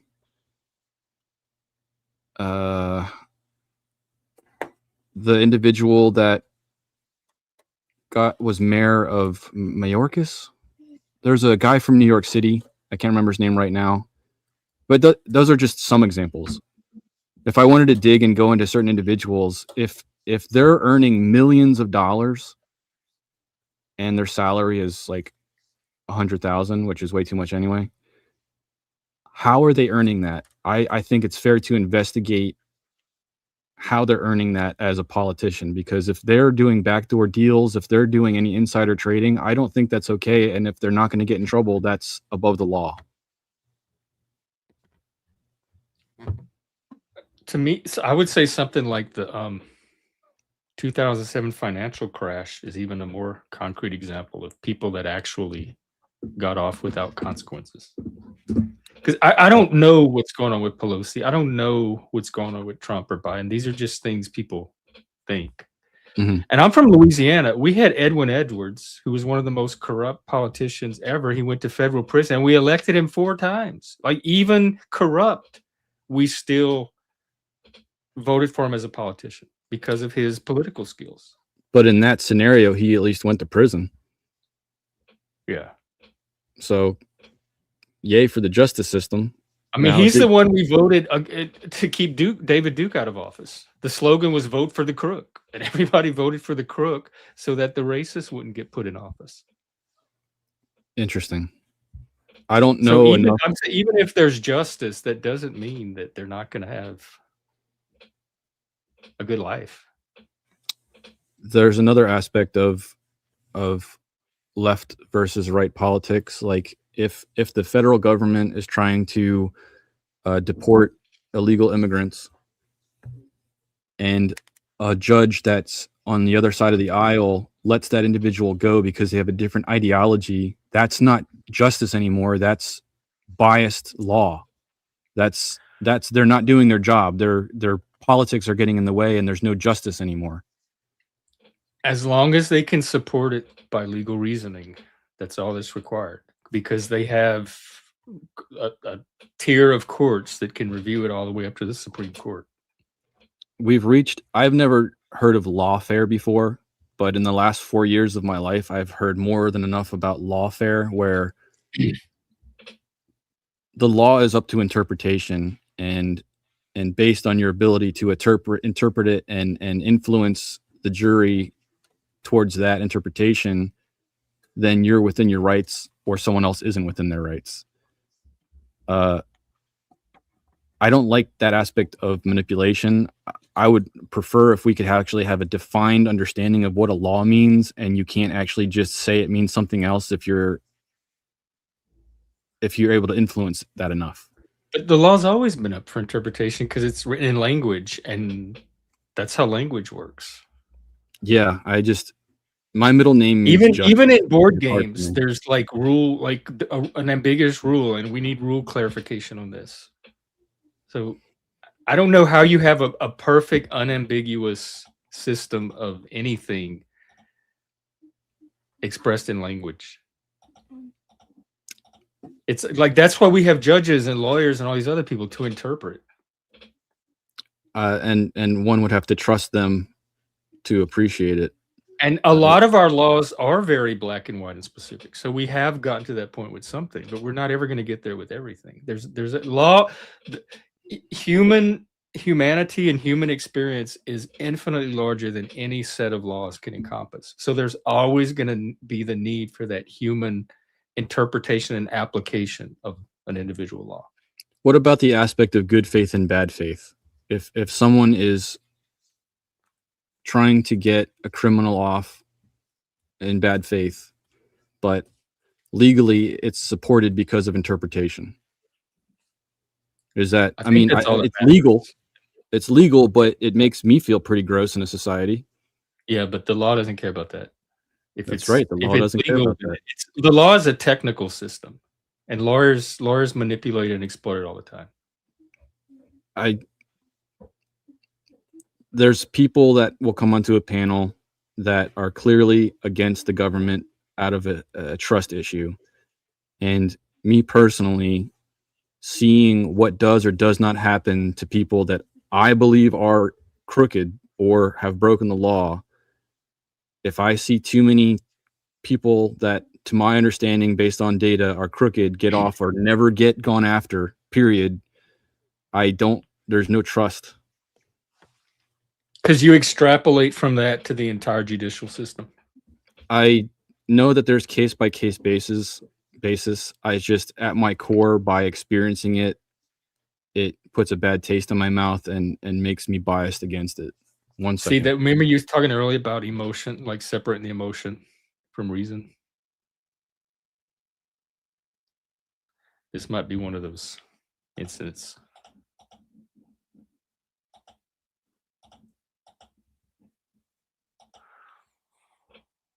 Sometimes I am. Like, I don't always get my way when I vote, but sometimes I do. But at least I had a chance to vote. So as long as I have a chance to weigh in with my opinion of what I would like to see happen, I'm fine. Even if that doesn't end up being the thing that wins the election. I agree with you on the emotional part. I understand what you're saying, that that's an emotion attached to it. That just is what it is for me. The government is not just Congress or not just the judiciary. It's like just because some guy in Mississippi got off for a crime he didn't commit, I don't have any assumption about the local DMV office here as a result. Like it's not the government is all bad and corrupt because of this incident, this incident. It's the government is so big.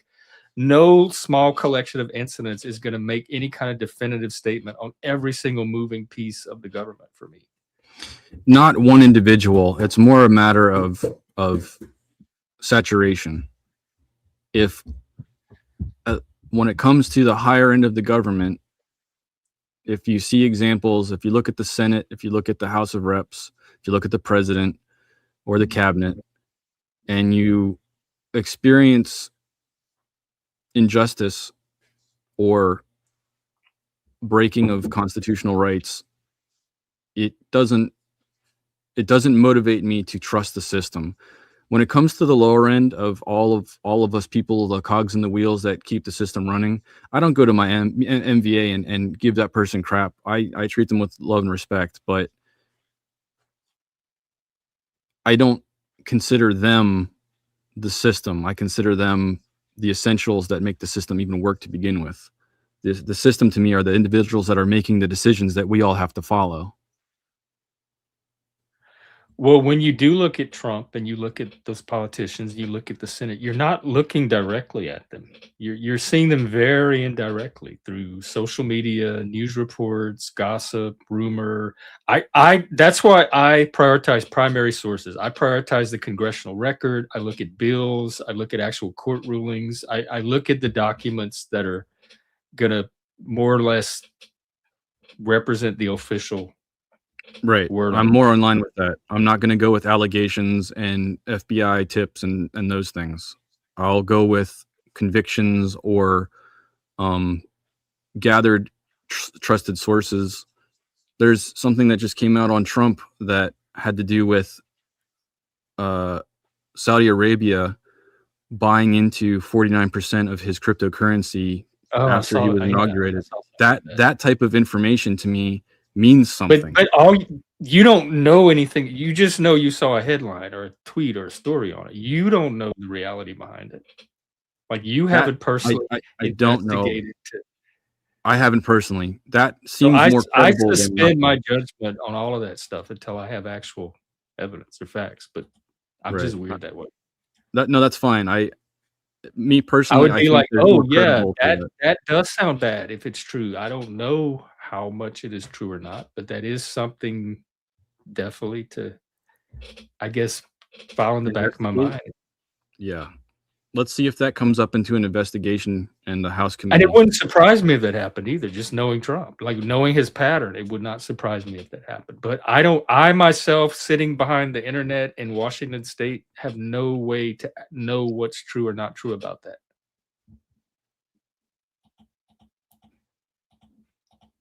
Yeah, I'm not here to bust balls on politics or political belief. I just personally have a distrust.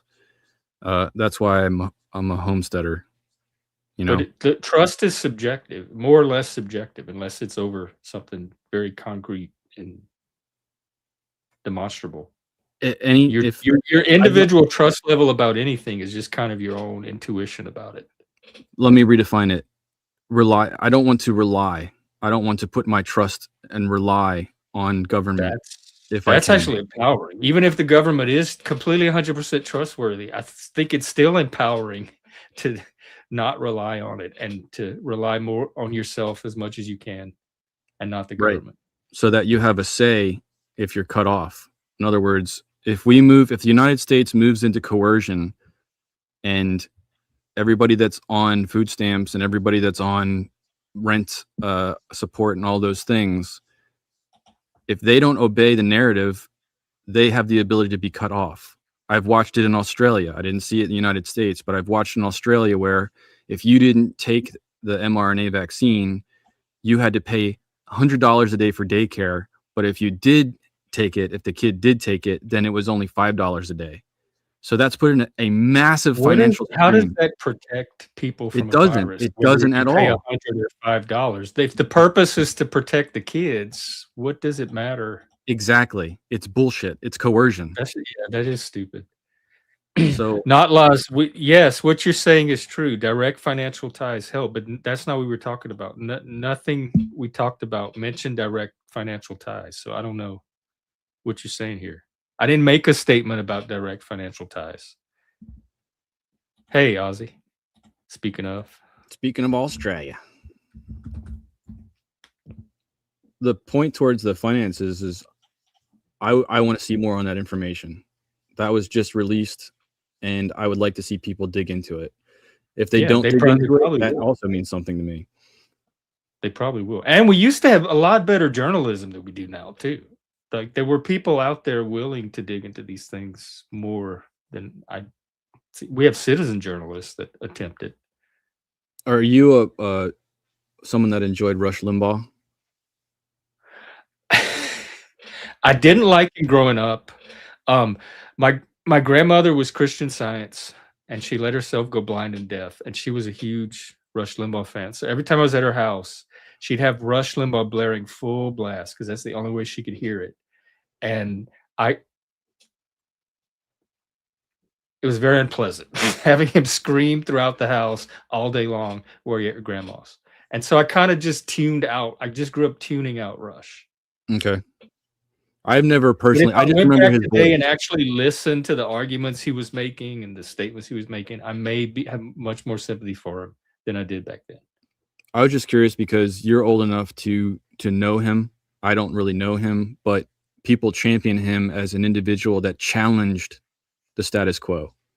Whereas a lot of journalists now seem to be in a party and then they just back the party. It's not a matter of calling out corruption. It's a matter of supporting your party. Some people, I guess. I think there are still people that call out things when they see it. I mean, there's so many people. Of course, there's going to be some that do and some that don't. Not lost. Are you saying you've seen it? Like we didn't see it, but you somehow have seen these financial ties firsthand? Will he have a link or a screenshot? Otherwise, I'm not sure what you're saying. I don't think you have any more privileged information on the issue than we do. But it seems like you're pretending to.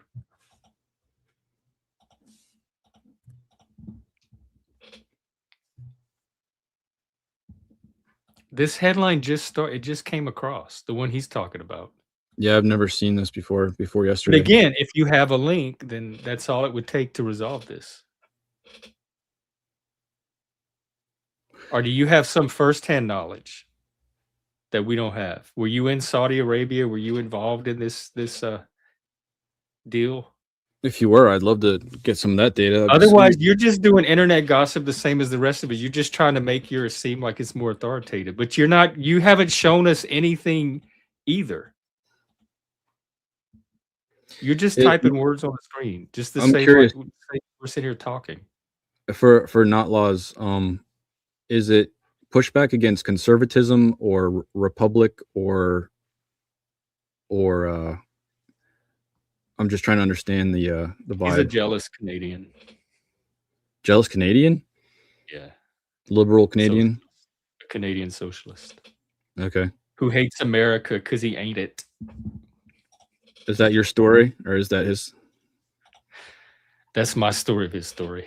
Okay. But I'm convinced of it. It matches my observations.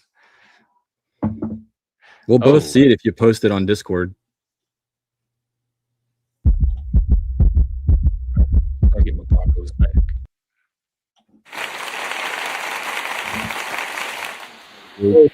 You have a lot to bring to this topic. What's the topic? My bad. I'm not trying to interject here. Oh, you just hopped on. Politics in general, corruption of the government. Distrust of government over corruption. Perceived corruption. Or actual. I mean, I'm not going to deny that there's been actual corruption at times. I'm not bringing receipts right now, so I'm happy for perception. I mean, I'm willing to allow for a certain percentage of corruption. It's just not enough to make me not continue to support our current system. What's with the rocking back and forth on that thing? Cage, we go through this every time. That's the fake autism. I've explained that. It's It's what stimming. keeps core muscles so strong. Yeah. Ah, If I did it, I wouldn't have a gut. there you go. And we got Club Exile. That's what it says. Yeah, it's just some support. You just woke up? Did you just stumble onto this channel? Do you know where you are? I just randomly. Do you know where you are right now? I got somewhere in lady the universe. So what's up, Cage?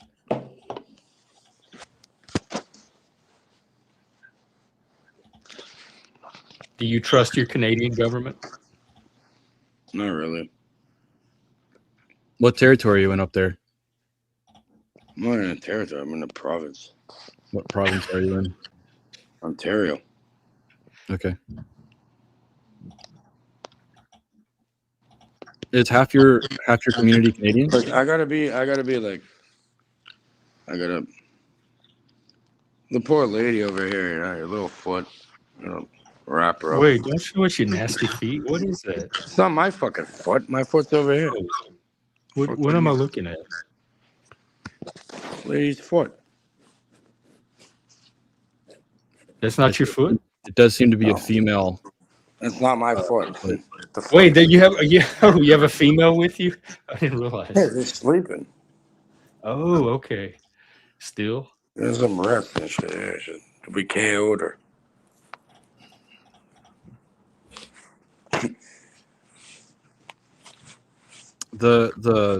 Her feet are Not Laws is talking about. I gotta tuck her little feet in. Not Laws is talking about Qatar's relation with the United States under Trump. There's definitely been movement towards a lot of business transaction and money moving back between the two nations. Is it good or bad? I guess it comes down to personal belief. Do we want to empower? Is it a matter of national security? What does it come down to? We got some national security over here. You know what I mean? Like, oh no. Oh, sorry. Cage. Yeah. Stay off camera for a while. My bad. I don't know what's going on over there. Do you have any thoughts to add to what we're talking about? Well, yeah, the guys of government is literally, if you look at the etymology, mind control. A bunch of bullshit. How do we micromanage the government's people? mind We control need them to self-regulate, right? What? No, the only way to deal with it is self-regulation. Who? The government? No, the populace in general. Oh. Yeah. I think in my view, corporations have more of a standing in the United States than civilians do. When it comes to international relations, import, export, it seems like it's much more catered towards corporations than the individuals that work for those corporations. Where's the money at? At any given moment? I mean, it's a broad question. Well, of course it would be catered to the corporations over the individuals. Like, why would foreign nations focus at the individual level and not at the governmental and business level? I would hope that a nation like the United States would want the individuals working for those corporations to have a fair wage so that they can uphold their cost of living. If the corporations are allowed to make a shit ton of money, but it doesn't trickle down, then we have problems. Well, no one's forced to work for any particular corporation. And there are plenty of corporations out there that do provide a fair living for their employees. So just go find one of those. I'm not sure it's that simple. Where I live, unless you really are able to create something for yourself and earn a decent wage, you have to choose between the different companies that work around here, and they're all going to pay basically the same. You get to say F you and go work for the next guy, but he's not going to pay you more. You're not going to get any more benefits. You're lucky if you can get benefits or full time. It's a very different economy. And how much of that is a government issue? Because I think the government has made a lot of progress on like raising labor. When it comes to forced minimum wage, I think that's a discussion that has to come to the table. I can understand that can cause problems, but like where I live, in North Carolina, there is no minimum wage at the There's a state federal level. one. At the state level, Now, correct. and it's funny about the minimum wage. Now they're trying to create something called a living wage because the minimum wage is not a living wage. So In some meaning, states, like, it's too anybody expensive to that live. puts Yeah, 40 hours a week in should be able to, feed themselves and have a roof over their head. But over here, there's quote minimum wage. They're trying to get rid of it to a living wage because anybody that puts that kind of effort and time in should be able to sustain provide for themselves. themselves. Yeah. Yeah. Why not? The fuck? I mean, if you're They're taking a destroying the middle job that class. doesn't cover all your bills, you're in the wrong job. You need to go find a job that covers your bills or Okay, reduce your but bills. look at you on your high horse and shit.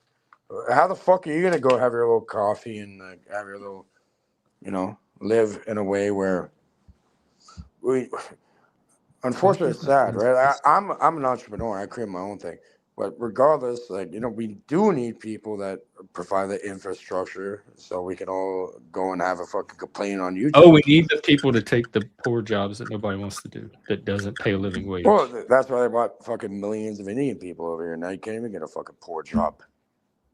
Our system is set up for immigration. Our system is literally set up to pay people shit wages that are willing to do the work. So that Intentionally, we can like have they sat in the room and said, It's "Let's fucking create a ridiculous, system buddy. that keeps people as poor." I don't believe that. That's not my sense of the I'm saying American. anybody that puts time and effort in, what kind of goddamn boss or an employer are you if you can't make sure that your employees are able to survive? And well, why? Because fuck you. We've used your energy up, and we're gonna fucking replace you. That's how they're fucking acting. Every time I put my labor on the market, I negotiate a wage that's acceptable to me. If people are not doing that, that's not the government's fault. Okay, what about if it's No, but labor? anyone can go and make their own business. Like, you don't treat your fucking. What if it's employees as agricultural animals. labor and the corporation is willing to hire illegal people instead of giving a W-2 to all their corporate? Illegal. They're not supposed to be doing that. They're not supposed to do that. That's outside of the system. That's not the system working. But if it's happening and it's not regulated and it's allowed to a degree, like if it's not gone and being, because it's illegal, they're going in and sweeping it up and getting rid of it all. They did do that for a while when Trump got in, right? And then there was all this pushback from these meat corporations and these agriculture corporations saying, you took all of our workers, we can't operate. And that's the world saying, oh, well, you're not willing to pay real wages. There's an issue. We have a problem. Yeah, I agree.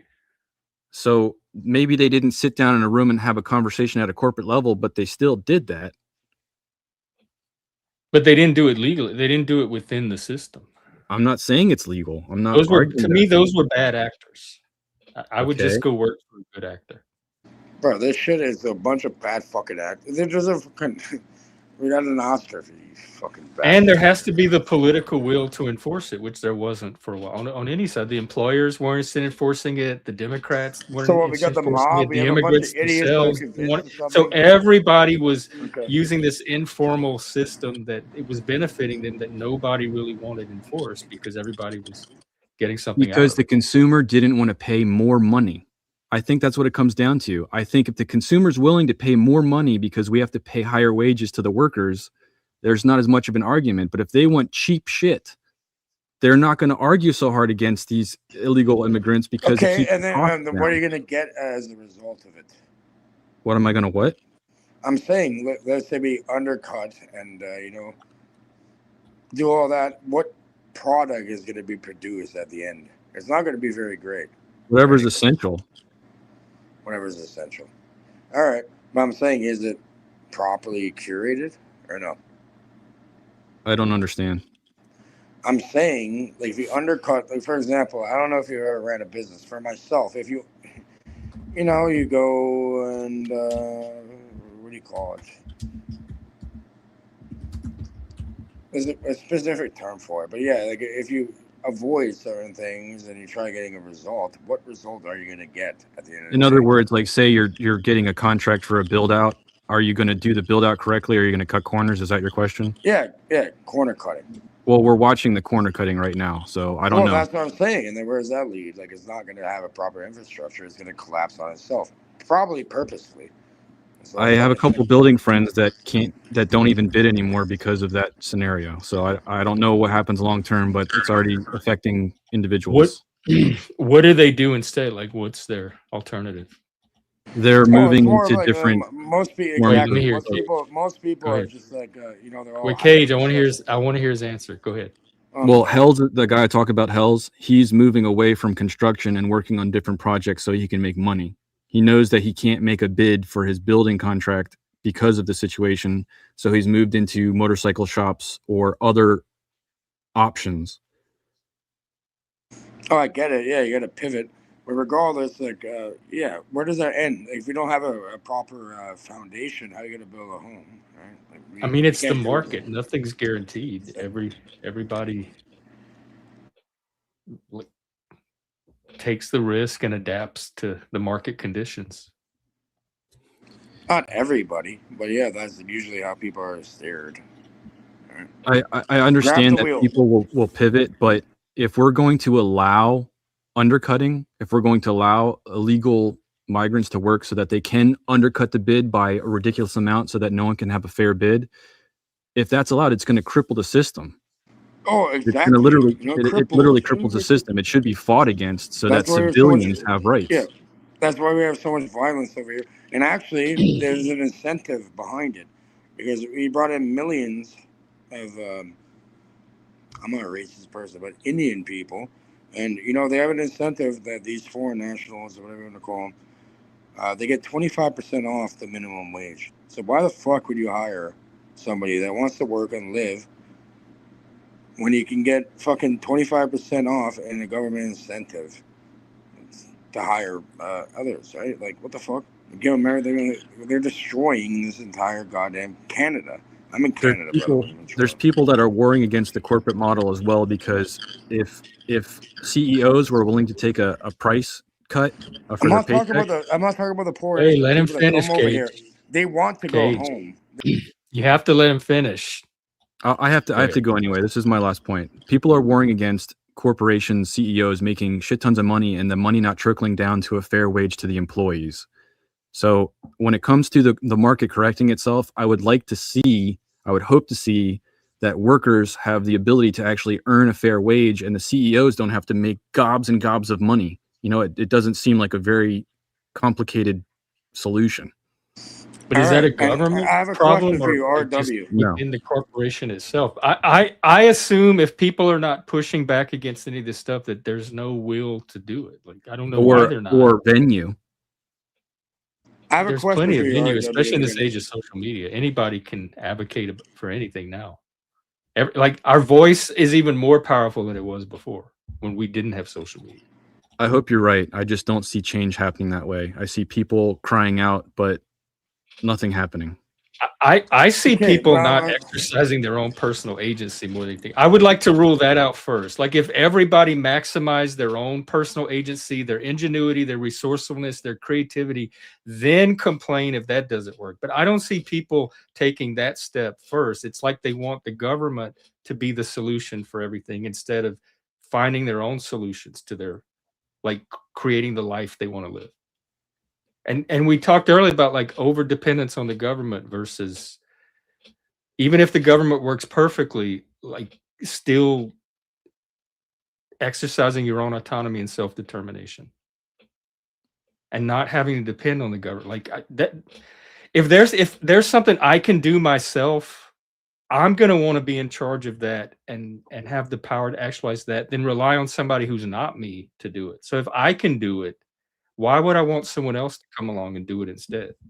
That's just less empowering. If you want something done right, do it yourself. Yeah, I know exactly how I want things done. So the more empowered I am to do it on my own, the better result I'm going to get than if I have to rely on a system that doesn't even know me nearly as well as I know myself. I'm not. So I think people are not motivated to find their own solutions. They like. They look at the existing solutions and they either accept them or reject them, and then that's it. It stops there. How many people are going to push back with that nobody's coming in to help give better solutions? Well, they can start getting better solutions on their own. I understand They what you're can be saying. part of the But solution themselves you're on an thrown into a individual level Hegel. to some of these You know problems. Hegel, the psychiatrist or The German dude. yeah. So it's Hegel Warring the left versus the right to dialectics, create the whatever. center. Yes. So it's done very purposefully. You know what I mean? Like you're thrown into a trap. So where do you go from there? But what is in the Hegelian model? What is the center when it comes to wages for civilians? What is the center Sentiment. road? You have the anti thesis. It's all there. So like, we're gonna pretty much like layman terms, right? We're gonna create an issue, and you only have a few options, and it all leads back to the same road. Pretty much, that's what it is. But to your point, in the Hegelian dialectic in the United States, the left and the right wing, the left wants universal income to a degree, the right wants capitalism. But What is look, it what is all the, leads back to the same road. Like left Wait, and let right him wing. What finish. is that Hey, bird? go ahead. the question is, what is the middle road? What is the Hegelian synthesis of those two options? The antithesis is And I'm not opposed to universal basic I'm income. saying the middle road. Like either way, look. It's funny how they call it like left and right wing. Regardless, is the same preacher. I understand what you're saying. I'm just asking you You need to directly. discard that, and because if you're within that model, then it all leads back to the same thing, no matter where you take it, regardless, right? I understand what you're saying. My question is direct for income. If one side is universal income, the other is capitalism, do everything, earn it yourself. What is the middle? What is the synthesis? Oh, the middle pillar, as like Joaquin and Boaz, they talk about the middle pillar in alchemy, and what the middle is, I'd explain it as is creating value through nothing, right? It's not Is nothing. that what you see as the two options? Like, No, that's the third option, and no, RW, if you go universal beyond basic that, income it's or called the free market? no, it's called I think so, yeah. no, it's called learning and being the best version of yourself, and hopefully spreading that to the people around you, no matter what. Imagine everybody. Okay, not lost. What system is this? You tell us. I got to back out. Thanks for letting me come up and hang out for a while. I'll see you guys. Yeah, you too. Thanks for coming up. Yeah, All right, see you, Dave. RW. Thank you. Well spoken, guy. All right, Cage. What are we gonna do Fucking talk. I don't know. Like, what's the subject, bud? about what? It was just us now, so Okay. the And subject can be whatever you want. everybody learning. Hey, I saw that you did something on gifted education, and I haven't watched it, but You haven't watched that one? I was very How involved about the in gift gifted book? education, so I have a lot to say on the topic. So, what's your We beef with should look gifted into that. education? Yeah. Oh, one of the podcasts. There's 9 of them, and the other channel is like 10 or 11 or something. But yeah, I stopped. The what? Oh, you're talking about the podcast thing? Yeah, I didn't. I saw you did an episode on something about gifted Yeah, the education. gifted. Yeah, I'm sure like a lot of people got put into it. Can you What screen share was it? your? Why don't we listen to it? Look into it. Should I listen to it first and then we could talk about it? No, Maybe we I'll can just listen run it to through it the right AI now, and get a and then we story. can talk about it live now. I can run it through Notebook. Well, I already used that. I did a tutorial how to use it, like Anna's archive and stuff. Oh, you did? Okay, well, I'll watch the little Notebook thing then. Yeah. I thought it was interesting. But regardless, What is your claim about gifted education? Well, they find certain people under the guise of whatever they want to call it, and from young, identify markers and play a little game. A lot of people, you either fall to it. There's like type 1 or type 2, technically. That's what they say. So type 1 are people that are easily groomed, and they're going to be able to, be utilized for their own cognitive processes towards controlling everything and everybody around them. And there's type 2 where they have that, but, they're not that easily controlled, and they kind of do their own thing. You guys identify them in, there's ways in life to manipulate it and blah, blah, blah. Well, just play it. Yeah. Is this a Canadian thing? You talking about the Canadian system? I don't know how the gifted system works there. Were you in it? I was, yeah. I'm not seeing. Is it just audio? I'm not seeing the notebook. It looks like it's just you talking. That's not me. Oh, that's a tutorial. But I'm saying if you want the gifted thing, I don't know. I tell you what I'm going to do. I'm going to take this and I'm going to run it through Notebook, and then I'll let Notebook Okay. parse it out for me. You're gonna run it itself through itself. Okay, why not? Yeah.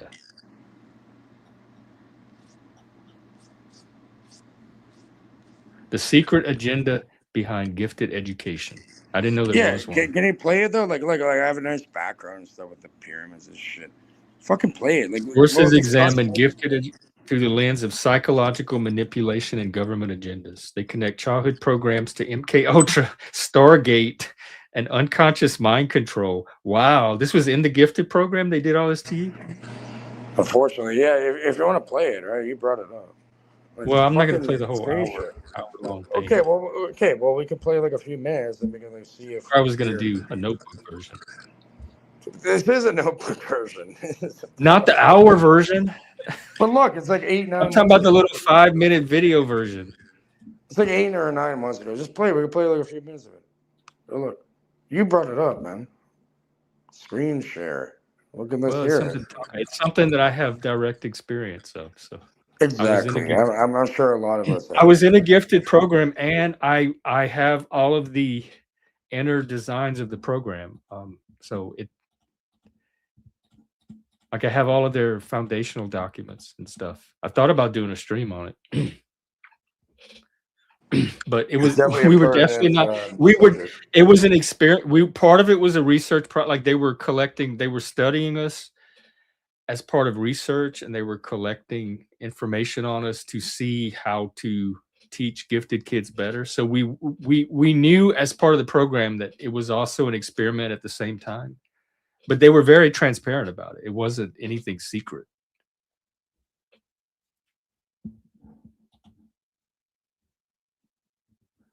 All right, let me see if we can generate a video. It's going to take forever.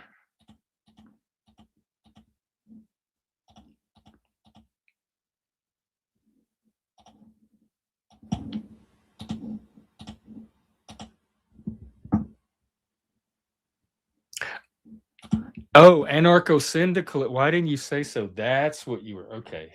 Well, I'm not there yet, so I'm happy with our current system.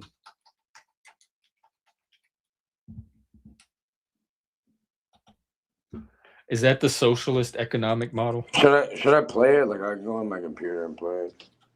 I'm just trying to get the notebook version. Okay, we got somebody in the back. Hang on. But it is the notebook version. Now you're running the notebook through the.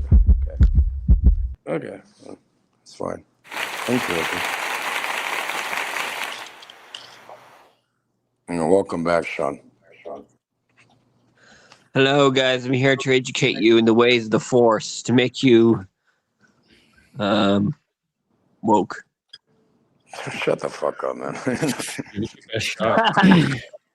Fucker. Use the Force. I've got a beard and everything. Like, show for it. I'm like a guru.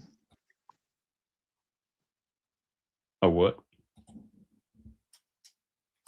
I'm a Hindu guru.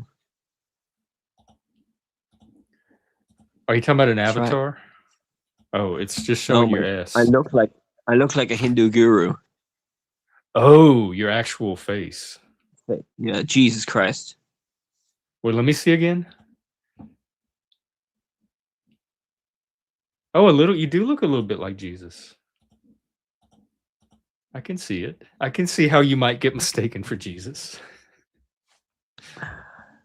I mean, it's amazing how humans can fall for delusions or illusions. Like, I think half the stuff that humanity believes in is fake news.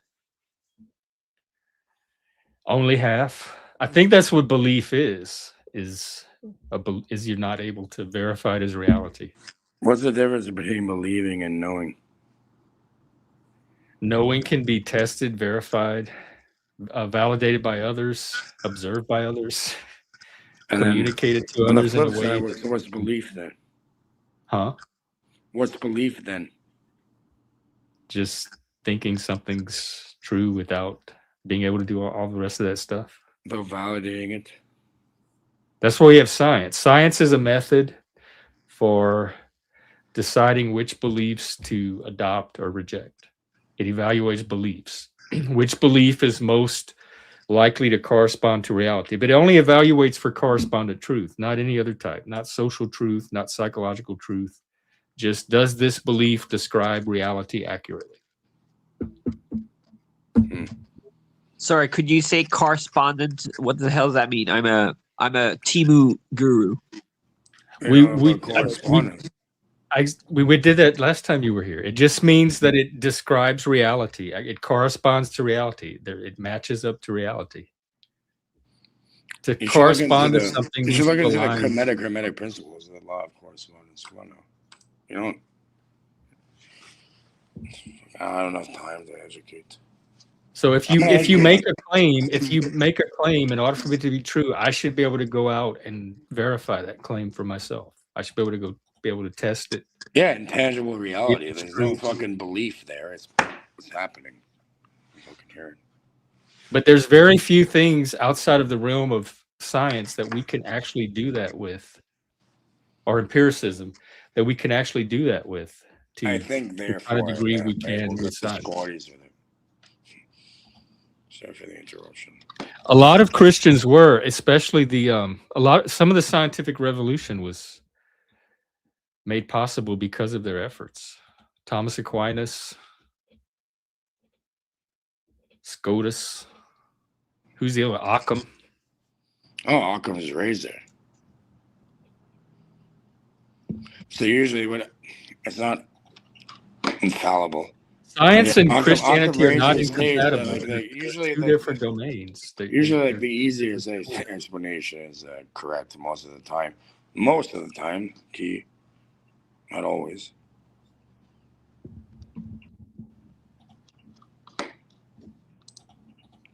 I'm still waiting on this video. I know. You can refresh it. I'll probably load up. How did they do it? How do they do it in Canada? Tell me about your gifted program. There's people and they go Mr. and Mrs. Anderson. They went over there and they make you put like shapes through I don't know, some weird cognitive stuff, and or like show you like don't look at anything and like, okay, what's the card gonna say? Like, what shape is it? And then you tell them. And it was like, are you talking about for when they were testing you for gifted, or as part of the gifted later program? Later on. How early were you identified? I was around like 7 or 8 years old. Okay. And was it a separate program or as part of your? There's people that didn't work for the school. They came in like suits and shit. Mr. and Mr. Anderson. It was weird. And they took you out of class? Yeah, they took me to class and put me in this weird room and like just started. That's what they did with me. Was it just you or were there other kids? It was just me. Dude, that's exactly what they did with me when I was 7 years old. They would have this lady that would come and pull me out of class a couple times a week and take me to this other room, and we'd do projects and like work on stuff and read books, do all kind of extra stuff that we weren't doing in the classroom. It was pretty odd, yeah. And then in junior high, I moved to another school and they had a separate gifted classroom because there were multiple gifted kids, and so we would all go to that one classroom a couple of times a week, and they had a separate teacher just for the gifted classroom. Yeah, I had to do that for maths. I was really bad at maths. Oh, that was probably special education. Oh, right. So there's different types of special education. In Louisiana, gifted education is it's very part of special. Yeah, not, you know what? Some of the guys of that too, but yeah, it's weird. That's why they pigeonhole the fuck out of you. Yeah. And then later on, I went to a residential school for the gifted and a college for gifted people, where we lived in the dormitories together, and we all took classes with college professors.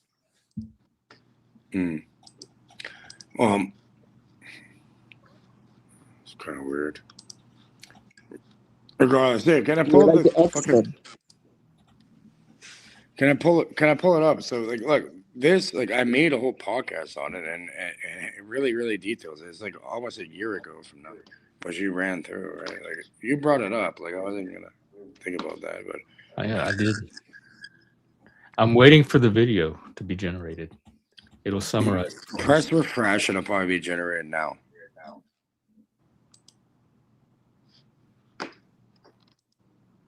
Oh, if it's generating and you refresh it, Yeah, sometimes it lags like that. If you just hit the refresh, it should probably be done. It should have been done. if it's not finished, will it stop like mess it It up? won't. No, it won't. Like fuck with it. Either way. Nope, it's still generating. Okay, that's fine. Well, you're running the AI through the AI through the AI through the sources that originally. Oh, I do that. I have to because they hallucinate. So you have to have one AI correct the hallucinations of the other AI. And sometimes you have to do that 3 or 4 times before they match. Smart. Well done. Can you ask the AI, has anarcho-syndicalism ever worked in the real world? Has it ever happened in the real world? We'll do that briefly You can leave the while other we cage are back. waiting for this video. Can we play a bit of this, please, since you brought it up? I'm gonna share my screen. After the video, podcast number what? Hold on. Number 5. hang on, let me do this anarcho thing. Charlie, anarcho syndicalism. Has it ever I hear worked? you trying to throw a whole new layer on top. But listen, if you're about to pull in anarcho anything, just be ready for that to be another myth. Even the myth of no myths is still a myth. Just don't pretend any framework is immune to turning into dogma. I like this new Charlie. I must have turned on the extra sassy filter today. Yeah, there's a person on the panel that's interested in That's me. whether That's me behind. You can leave that syndicalism one is a up. viable political. You can leave or that one up. economic Can you put on the screen share though? Like the Viable depends on what you mean. It's contrived in pockets, think the Spanish Civil War era. But scaling it up has always been the issue. You need intense buy-in, and people are usually not that uniform. If your panelist thinks it's the answer to all woes, they're dreaming. But if they want to discuss it as one historic experiment in radical democracy, it's not an empty fantasy. The fuck Just kind of an issue. AI do you have, Jeff? You fucker. Play this. Put my screen up, please. We're gonna get back to the gifted program and all that, if possible, since you brought it up. There's your answer, Sean. It depends on Thank you. people, enough Thanks. people buying into it. And according to Charlie and according to my own sense of people, there's just not enough people that are going to be into it enough to make it work. So you can work just like communism, it can work on a very small scale. But once you scale up, you have to persuade enough people to adopt that model. And y'all are just not very good at that so far. I refuse. Because most people like to keep the efforts of their own labor, like the rewards. No, of their I own refuse to be there. Like I'm not trying to convince anybody of anything. You know, that's easy. Like if I want to be a little I could be like a master manipulator, fuck everybody, like, easily. But I don't want to. Like that's not something I want to do because I wouldn't want it done on myself. So why the fuck would I go and do that? Oh, what, for monetary gain? Yeah, I'm the same way. I don't go out of my way to manipulate people either. It's easy. You can easily do it though. You know, it's not hard. If I'm very transparent, if I want something from somebody, I'll just tell them like, "Hey, this is what I need you to do. Will you do it?" I don't have to. If I have to manipulate them, then they're probably the wrong person anyway to do the thing. There you go.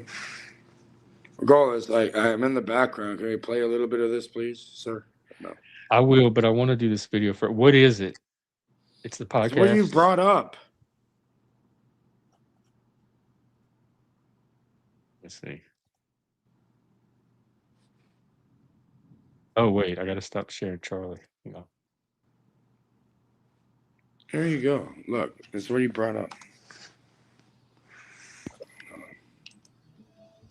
I don't hear Ever anything. have those really fuzzy memories from when you were a kid, like maybe elementary school? Oh yeah, There you definitely. go. Fleeting images, right? Exactly. Maybe being pulled out of class for like a special program, GATE, GT, TAC, whatever it was called. Mm-hmm.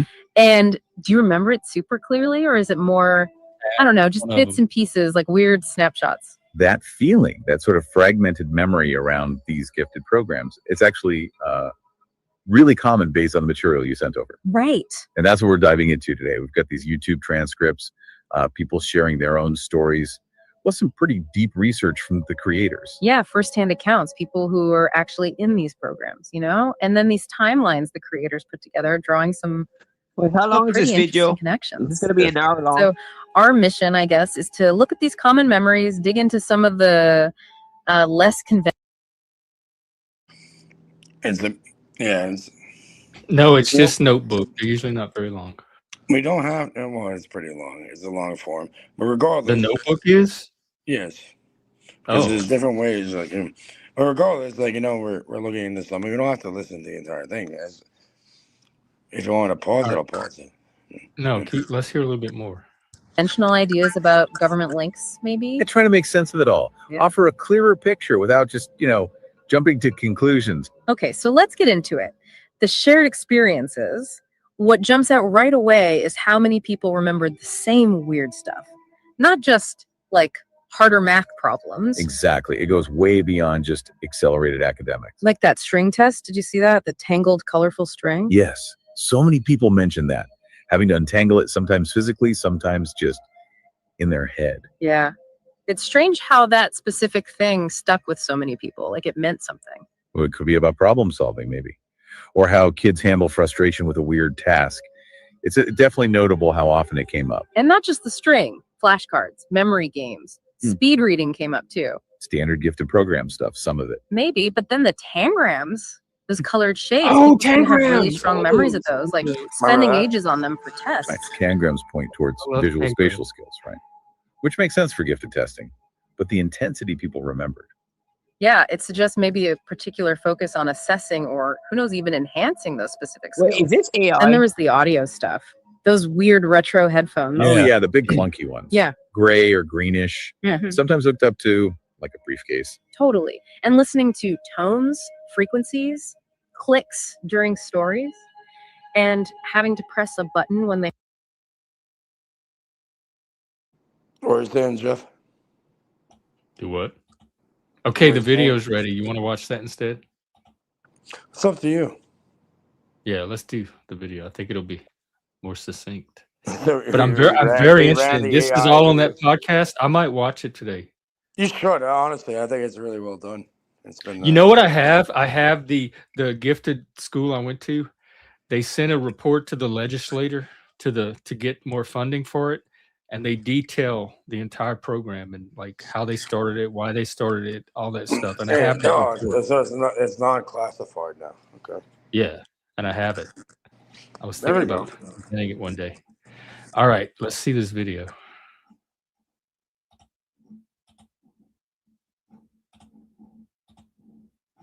Hang on.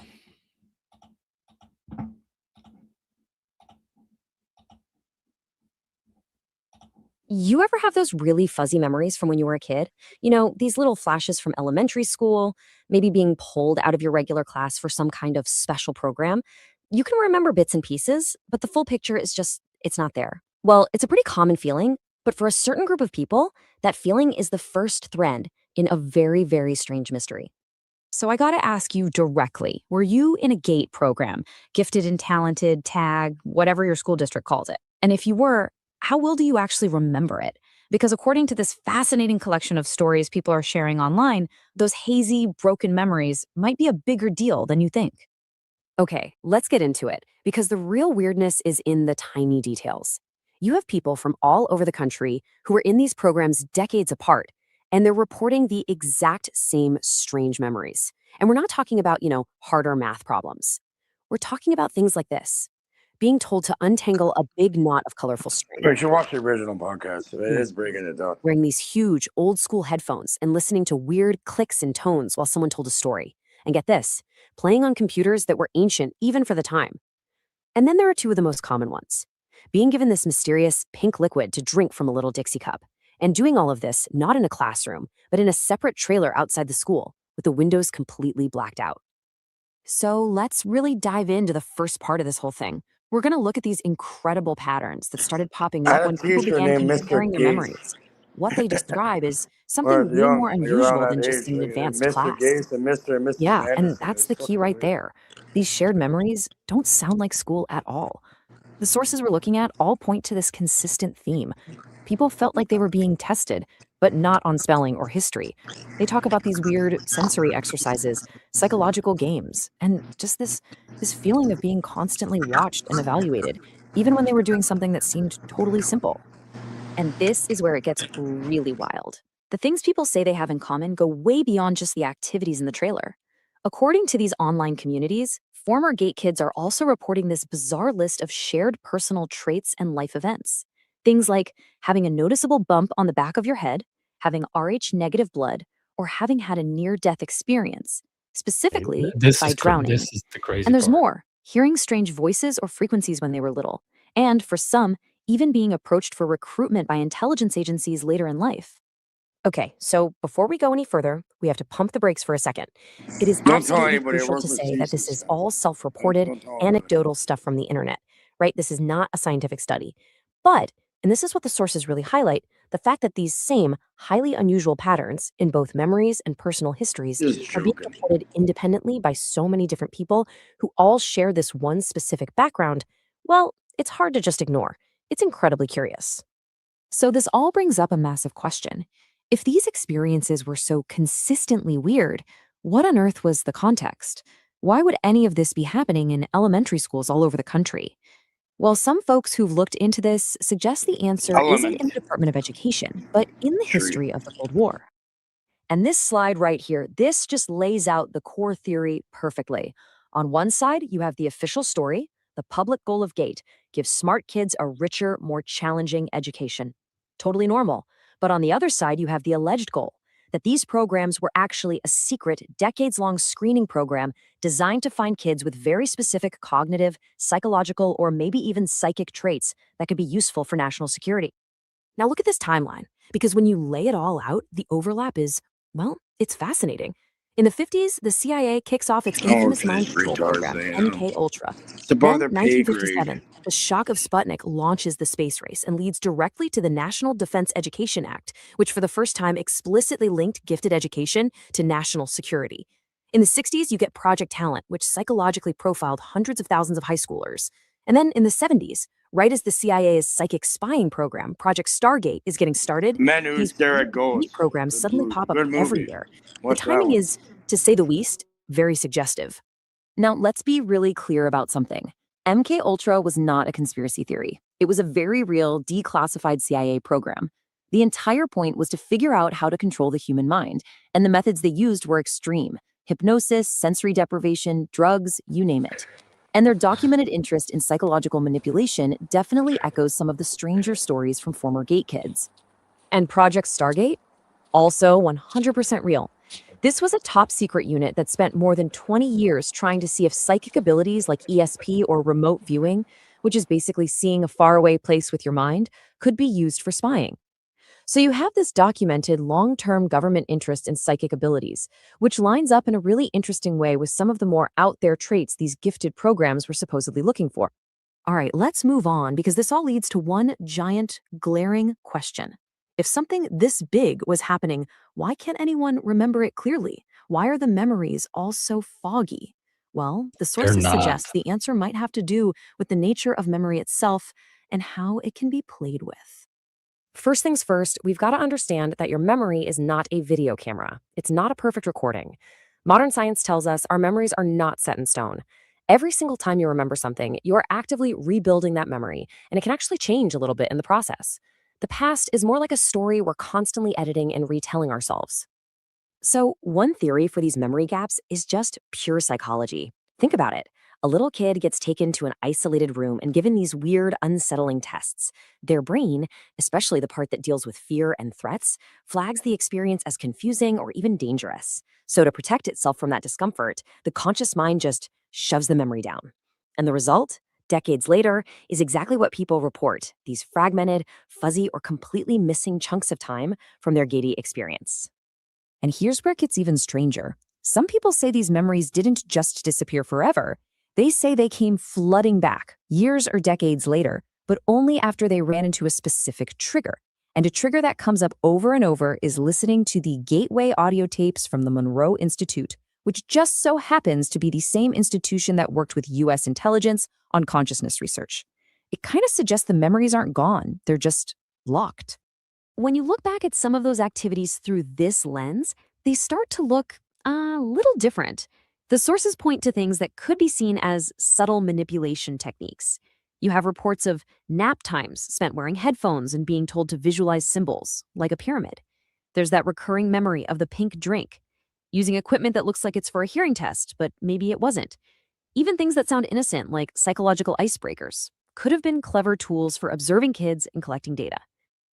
So, what do we do with all this? Where does this leave us? We're looking at this collection of bizarrely similar memories, a historical timeline that's full of coincidences, and some pretty provocative theories. What are we supposed to make of the whole thing? This table basically puts the whole puzzle on one page. In that first column, you've got the evidence, these widespread memory gaps, and those incredibly specific shared stories. In the middle, you've got the historical context, the Cold War obsession with mind research and national security. And on the right, you're left with the huge unanswered questions you get when you put those first two columns together. Why are the memories so bad? What was the real purpose? Now, let's be super clear about what the theory being proposed in these sources is actually saying. It's not that every single kid in a GATE program was being trained to be a secret agent. It's asking a different question. Could these programs have had a dual purpose? On the surface, they were about education. But underneath, could they have been a massive, subtle, decades-long screening process to find a few individuals with very rare and valuable abilities? And that really leaves us with one final kind of mind-bending thought that goes way beyond just GATE.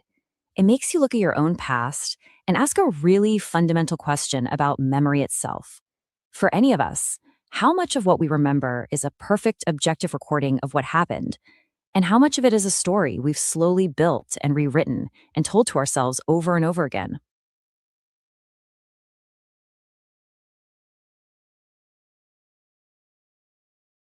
Hey, Mike. Wow. What's up, bud? Oh my. I figured you'd like this. That's why I seen your stream and I was like, oh, he'll love this. Where are you Yeah, headed? move down the Grandma's trail, house? buddy. Don't worry. Be Look, careful. watch. Yeah, keep going. This is actually this is where I grew up. It's Really? Same. yeah. So this is a back trail to a golf course, but there's like obviously now, like a now you're foot plus of getting snow, weird. so the You should little look at the Earl Bills. strenuous of a hike, It but looks I exactly figured like a good Earl exercise. Bills. It looks None of the exactly bread. like So Earl you grew up Bills. as a kid getting to Hold on. walk It looks down these exactly like walks? Earl Bills when you get to the end Oh, of yeah. it. At least Hey. the golf course. You cannot talk while I'm At least talking to or the anybody fucking else. golf You have course. to learn how to have a conversation on my panel, or you can't stay on here. Okay, I'm People sorry. have to be able I'm to hear sorry, each but other. Right. All right. all right, my bad. All I'm saying is it looks very familiar to me because, like, when I go I'm in Toronto. It's one of the biggest. What are you guys cities in talking Canada. about? And when you walk down that line, eventually Oh it leads shit! to a golf course. Hold I'm on. not even joking. Oh, You can't okay. make this shit up. Yeah. can't hear One it? second. One sec. All right. Stupid. Mike, you're fine. Stupid thing. You're good, bud. Oh, you hit the wrong Don't button. So freak to that was death. the paranoid conspirator version of the gifted program. Ours didn't. They were definitely observing and collecting All data. right, you want to play the actual but podcast not for or not? any kind of government. You ran it program. through it, Jeff, instead of actually seeing what I've created, which is fine. Look, at least back to the golf course. I'm not even fucking with you. I'm not joking. It's just getting weird, a little bit odd. Just a hike. I know Jeff likes to go on little journeys. It's there in the background. Wow. How far are you going? It's not even that bad. It's a lot worse because of the snow, but it's only like a 15-20 minute walk normal. You have snowshoes? Mike, or just where you at? ordinary? You should go to the Bills, man. I got boots on, yeah. I don't got snowshoes. I wish I did. It would be a lot easier. Are you in Canada? It feels like it. New England up here. You guys are fine. This is make a fire. This is buddy. 20 minutes Look at my north of avatar. Boston. Oh, Close enough. Like, oh, you're all cold and shit. This is normal, buddy. Make a snow angel for me. Fucker. What are you guys talking about? Gifted I don't know. education and Cage. Like it was part of a government plot to recruit CIA agents and stuff like that. No, I got you. Like, follow the path, buddy. Where does the path lead? Why don't you step off the path and make your own? Well, this is kind of make your own. There is a path for a minute. Don't deviate. Make your own path. Buddy. There is a path, but this is clearly not a made path. Oh, look. Oh, you there's can't tell. Okay, go over there. Dude, I'm worried for your feet, man. Your feet must be freezing. Your own. Fucker. Yeah, they're getting there. Buddy, like, don't get frostbite and shit. Like you can barely handle snow and shit. I guess. Are you walking somewhere? When you're going up an incline? Yeah, no. There's a destination. There's a little. There's a golf course at the top. Yeah, but, I know. It looks like it's a lot easier. It's a lot harder when you're going uphill with a foot of snow. It's like a lot of. But buddy, it looks like it's a lot harder than it looks. And over here at the Bales, you know what they have? It leads to a fucking golf course. So they go all the way down their trail. It leads to the fucking golf course. Yeah. Yeah. Ooh. Like I'm not fucking with you. Like buddy, you can't handle it. Where's your hat and shit? Bundle the fuck up. Oh, dude, I'm warm now. I'm actually starting to unzip. You don't want to sweat. If you sweat, you die. Yeah, so I'm taking a quick break. My God, your hair is ice. Just take it like one step at a time. But seriously, no. If you're out there, it's that cold. If you sweat, you fucking die. What's the temperature out there? Turns to ice. It's actually not bad today. It's one of the reasons why I came out. It's like 32. I mean, it's been like 5 degrees, 10 degrees, 12 degrees. You know, this feels like summer now. Oh, shut the buddy. It's a nice forest. Enjoy it. Yeah. You want the snow owl? You want the snowy owl? We got antlers. Anyways. Might as well throw the fucking. I know. I should have my antlers on with it. I'd probably get shot. Yeah. Oh, no. It could be like a hunting accident. Yeah. You can almost see it through the trees. Oh yeah. Is it you ever go skiing? You should go skiing. Do you ever go skiing around there? Not here. There's actually quite a few people that like to cross country ski around here. If you ever want to, you go sliding down you should go. You should go to the Bills. They have like a ski hill. There's a pond. There's the exact same thing you're looking at, and also they have. The lady knows all about the Bills. She probably has that there too. And then you got what else you got? It's like an amphitheater. It's kind of like a coliseum. Nice. I remember there's one weird motherfucker. You know, they were looking at like children and that. You know, I had to pull out the knife and like tap him on. You know, like show him like, yeah, you better leave. And you got scared and left. So you got to protect the goddamn community. You're gonna ask her. I'm not even joking. Yeah, we used to get in trouble because if you come up here in the during the season, they get mad because people come up through here and then they start golfing. You know, so there's usually like they have some kind of patrol that goes through. It's like the Bills, like real shit. It's like the Bills, and when I went over there, like it's across the fucking what do you call it? The stream. Across the stream, and yeah, if you keep going, eventually you get to a golf course. Yeah. It's the same shit over there, huh? Yeah. Okay. Yeah, I just figured I'd share. I was doing. Oh my, yeah. Thank you for this. This gotcha, brother. Shit. Here. Let me put a new thing. What type of snow in there? I'm gonna find it. I mean, we used to do the Franconian Notch in the wintertime on the White Mountains. Yeah, we'd hike up the top of, whatever mountain and then come down and friggin' camp.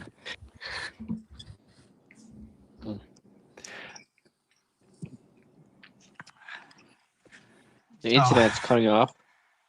Yeah, I might drop. But we'll see. If you're I playing hope we full get to the screen, I'll golf show you. course. Like, here's my spot I found in the I love that forest. Like, sky. you can find the spot in the forest. Like if you're playing full screen, it's my spot. That's where you are? Yeah.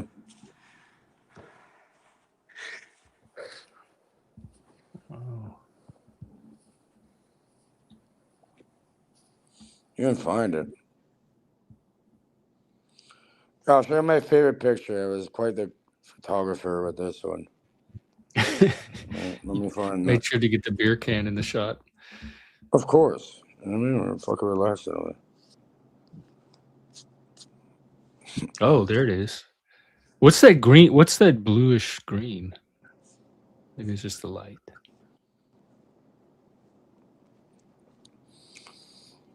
Here, look. What you gotta do, like before we get to the real. Here, put that fucking full screen. You know I made a fire in the fucking fridge.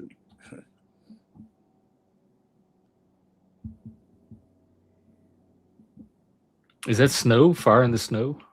Yeah. I love that color of snow. I'm gonna change it up. All of you snow people. I'm a fucking Eskimo. Man, the last time it snowed that big in Ireland was 2018. I remember we lived next to the sea and there was snow everywhere. I was like, wow, magical. Oh, but it's not that great for driving. Nobody could drive for like a week. Look at or that no. sky. Wow. Oh.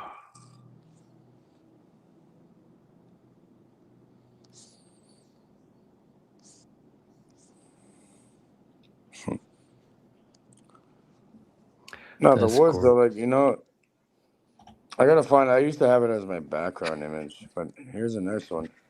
Look at that. Nice. Come on, bro. Mm-hmm. Yeah, look like you live in the same woods. Yeah.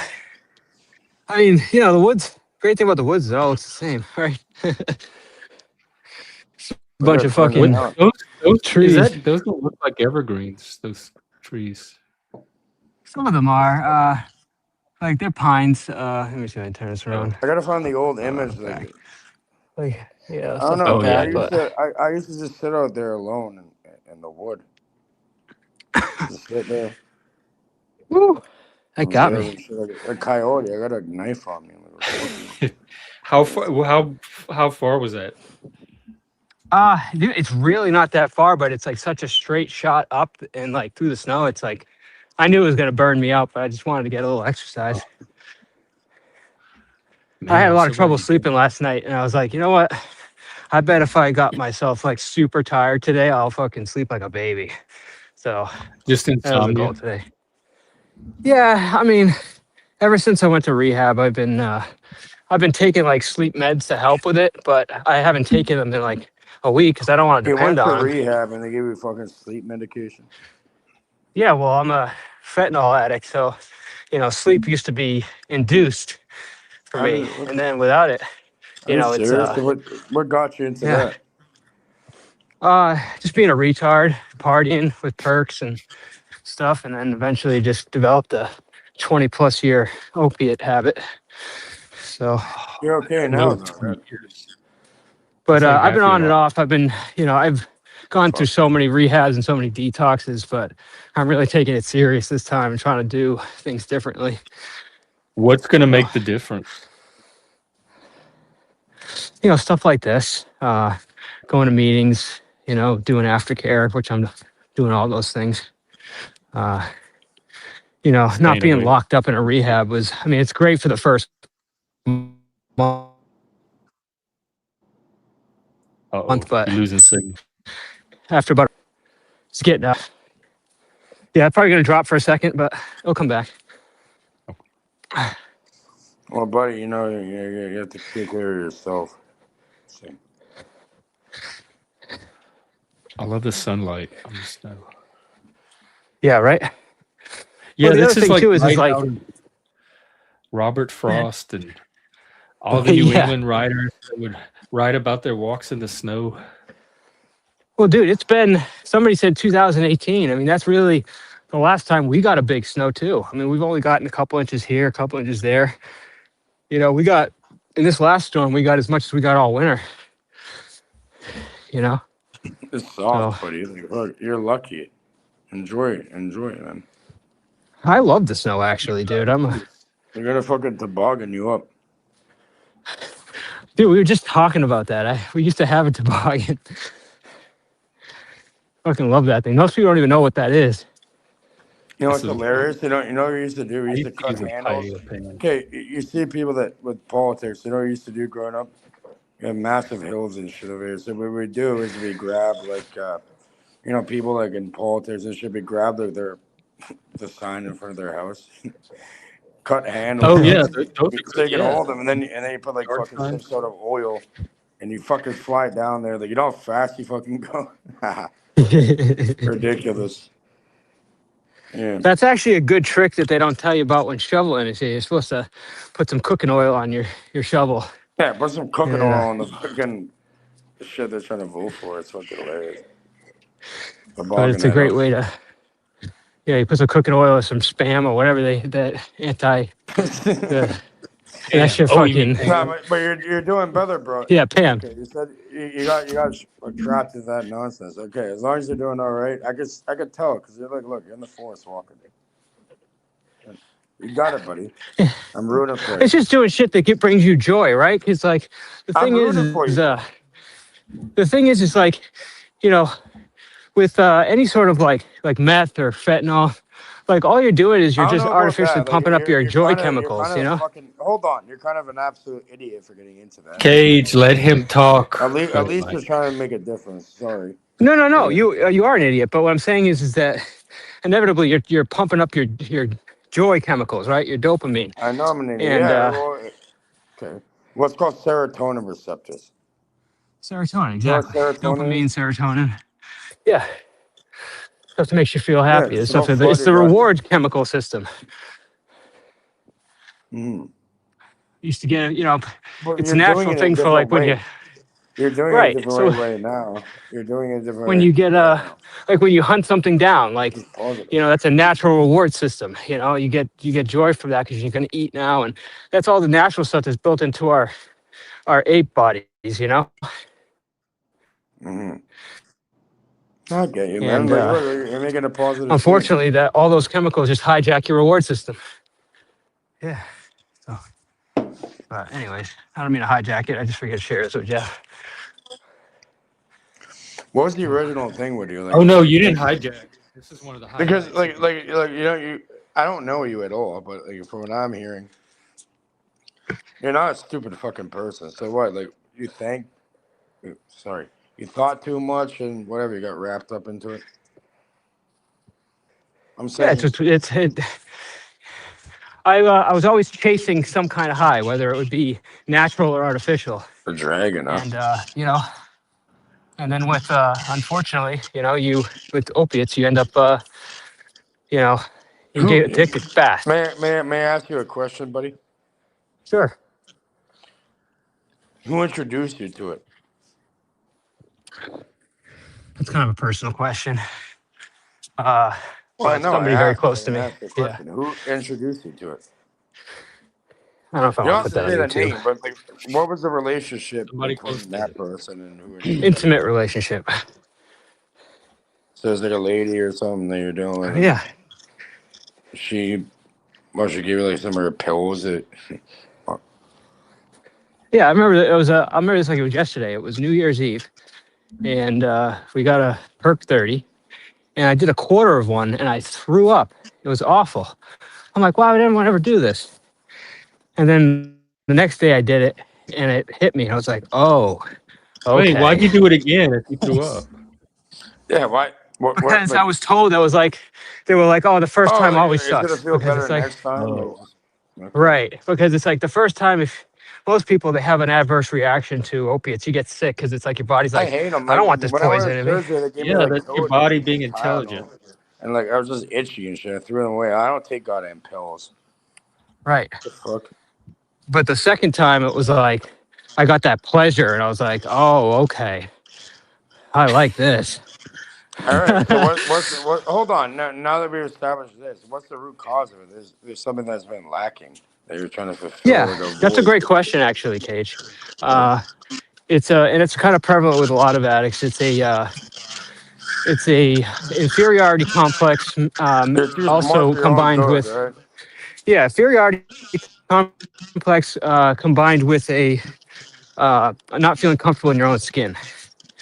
And Why? What's the issue you know, though? that's what You just uh, did. a lot of times anxiety, just not, feeling like you don't fit in, or feeling like you're just not comfortable in situations. And then all of a sudden, like, that's where, like, drinking comes in. That's where pills comes in. You just start Well, I feeling get it, comfortable but and good. but not everybody that uses these substances fit that model, right? So it's No, kind of no, you're nuanced. right, actually. So it's a person with my disposition has an allergy to substances. Like, once we start, we really can't, we don't know how to So control what it. have We you? don't know how to Oh, do it. I have another question. Sorry to interrupt, but what have you been trying Yeah. to find the entire time? Like, what are you looking for? Feeling good, dude. Okay, Just well, feeling why do good. you? No, well, that's like a kind of like a pigeonhole. Like, you cannot always feel good.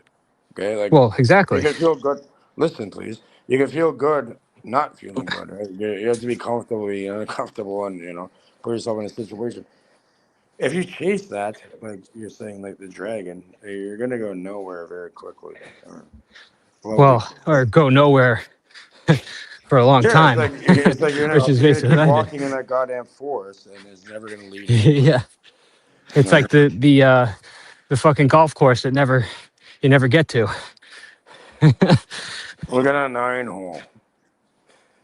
Regardless, like, come on now, like you have to know what you're doing. Inevitably, dude. It's a lot different when you're in it, when you're in the forest. I It's a love the lot different. forest. I mean, like, metaphorically speaking. Yeah, metaphorically, I love it. The Yeah. woods, the dark woods. It's the greatest teacher ever. Observe nature, observe what's around. Yep. Some random ass flags here. That's cool. All Oh, right, so hey, wait. so what I've deduced from it, some lady That's told you cool. to What people just take a pill, you puked, and then you went on stuff to it is like up. full fucking throttle. Very Oh yeah, patriotic. there's flags all the way up there to this like bridge, I guess, over there. Okay, But but how are you now? Like, what kind of? Can you be honest with me, please? Because I'm just interested. I'm being very honest with you. I know you are. So let's be Yeah. honest now. What do they have you on now? What pill? So right now I'm on Suboxone, which sucks. I absolutely hate it. But look how they mitigated this $1 trillion business. Like, it's all about fucking people's mind. But I'm just basically I'm choosing the less between two evils with a long term goal of just being off of it. But I'm gonna not.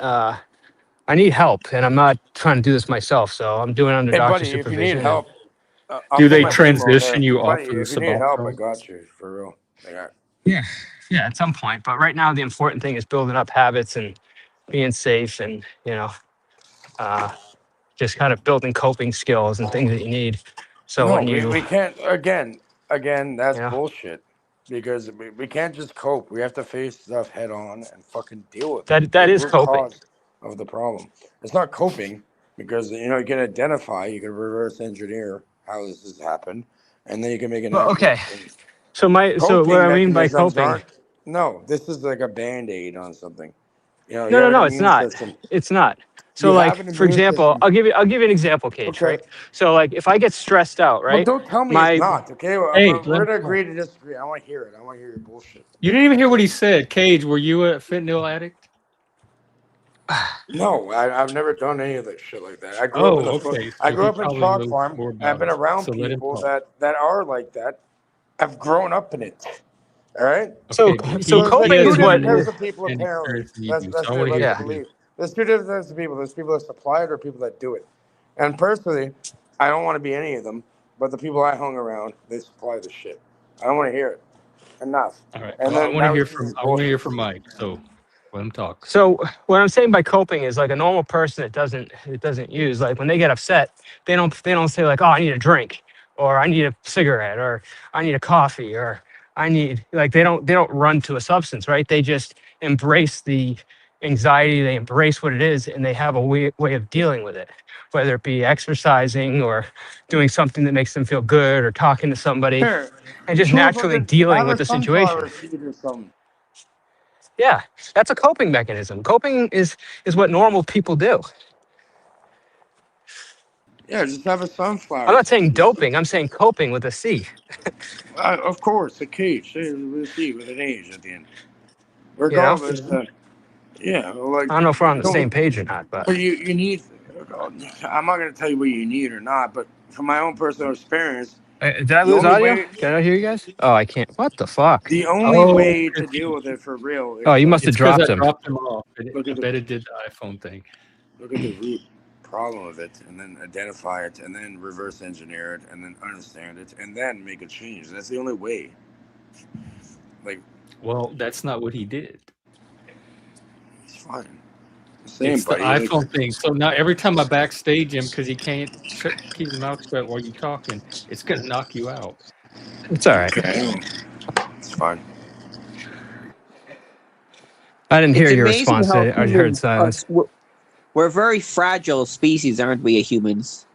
We have a Yeah, lot we of are. emotions that make us sad and stuff, which is probably the same with every animal. But humans, But why we're is that very strong fragility? emotions. Just having an emotion is not fragility.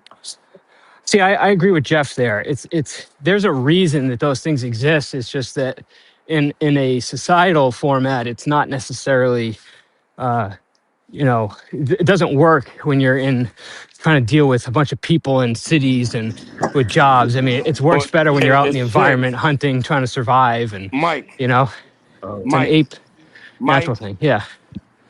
is sick because what happened was you got lodged. You can't blame anybody except yourself. Somebody put a fucking gun to your head and force you to say that shit. Oh, it's my choice. that's Yeah, not what he's I get it. talking Well, it's about. your fucking choice. Yeah, of And course. You're hearing your own conversation. You just asked nobody who forced introduced you. me to it, so I answered the question. But it wasn't that person's fault. No, it's If it your own wasn't goddamn fault. that Have person, it would have been accountability, somebody okay? else. We Yeah, we of all need course. accountability. So we can't blame it on somebody. It was introduced to you that way. I was just wondering. So Yeah. is it somebody you felt you could be safe with, and is it an escapism mechanism? You want to escape from what's really going on, Have you ever done Yeah. fentanyl even once? Look at the road. The road doesn't fucking stop for you. You could be careful. Sorry, Jeff. Oh, well, that was great. Thank you for that, Mike. Oh, wow. You want me to stop the traffic for you, Mike? Right now, You I can probably do it. could. Yeah, I'll stop the whole fucking Omega Brigade.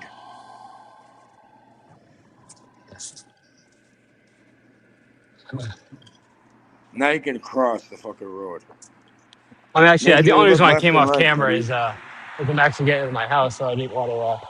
Some people are creeps and like to try to pick out Yeah. information and Oh, stuff here. get the fuck Unfortunately, out, man. Can hear this shit. it's nice. I grew up right in behind that trail, so it's my house is like a 2-minute walk right from where I just was. Are you? Is that your child? You live in your childhood home? I'm staying here just for a little bit. I'm Oh, transitioning to Massachusetts, so it's just a easy way to get local and then get an apartment and stuff.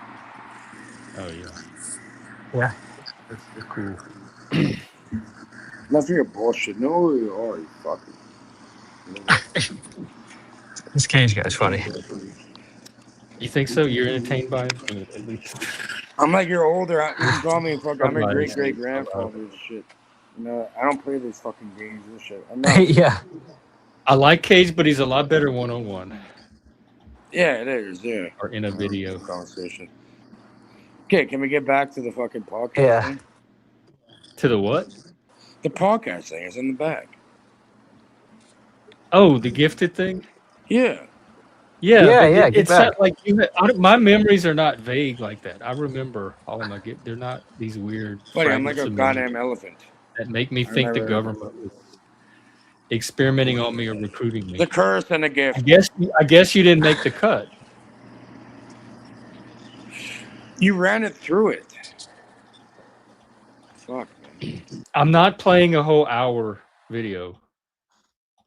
I did the notebook summary, which was reasonable.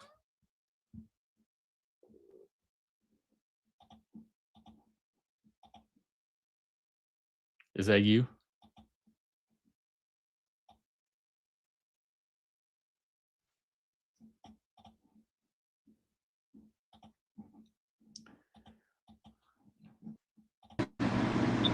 You don't have to run it all through that. You see that? I go down and everybody's like, shit's glitching.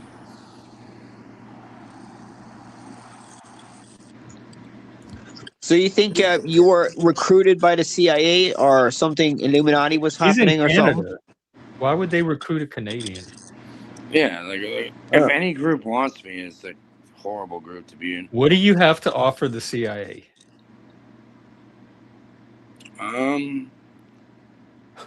You want to get weird with it? Yeah. All right, Jeff. What's your last name? Like, what's the alternative? What's the not real Jeff, version? what's your name? And I'll tell you everything and everybody about you right now. Jeff. That is my real name. Okay, what's your last name? I wouldn't make up a name like Jeff. I would pick What's something your fucking last name? I'm not going to tell you my last name on here. Why not? Although it's not hard to find. Put it in the private chat and I'll pull your fucking card. What's that going to tell me about why you didn't It's going get to tell you a recruited whole to lot. CIA? You can get into it.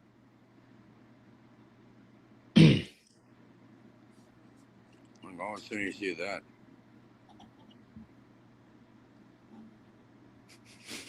Does your last name start with a G?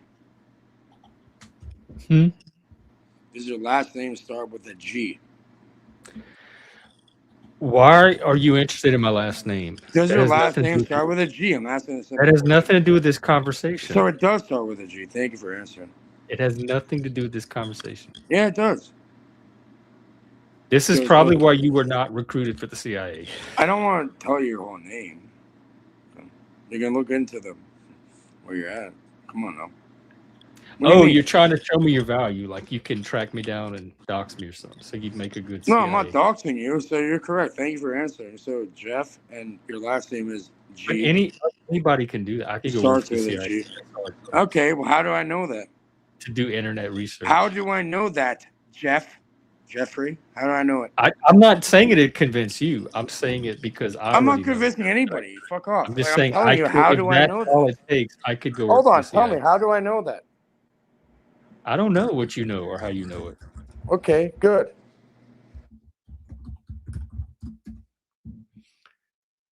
Spike, remember my old co-host? I don't know if you knew my old co-host, Chris. He was a co-host for like a year and a half. He used to write for Cracked Magazine. That was one of his jobs. Think about it though, Jeffrey. How the fuck do I know your last name? You know my name is I'm gonna say it online. But look, with minimal effort, I know exactly where you're at. Where? Everybody does. I talk about it on stream all the time. I've even streamed. I don't fucking watch your bullshit, man. I come and participate and talk. But I was more talking about you. Okay, good. Let's talk about me. Look at the avatar. That's me. Yeah, I'm interested in your gifted background. You know what, though? I'm just going to... I don't know if I will watch the video now, though. I didn't know it was so conspiratory. Although I should have been able to guess. I should have been gifted enough to have been able to infer that. Can you do me a favor, please?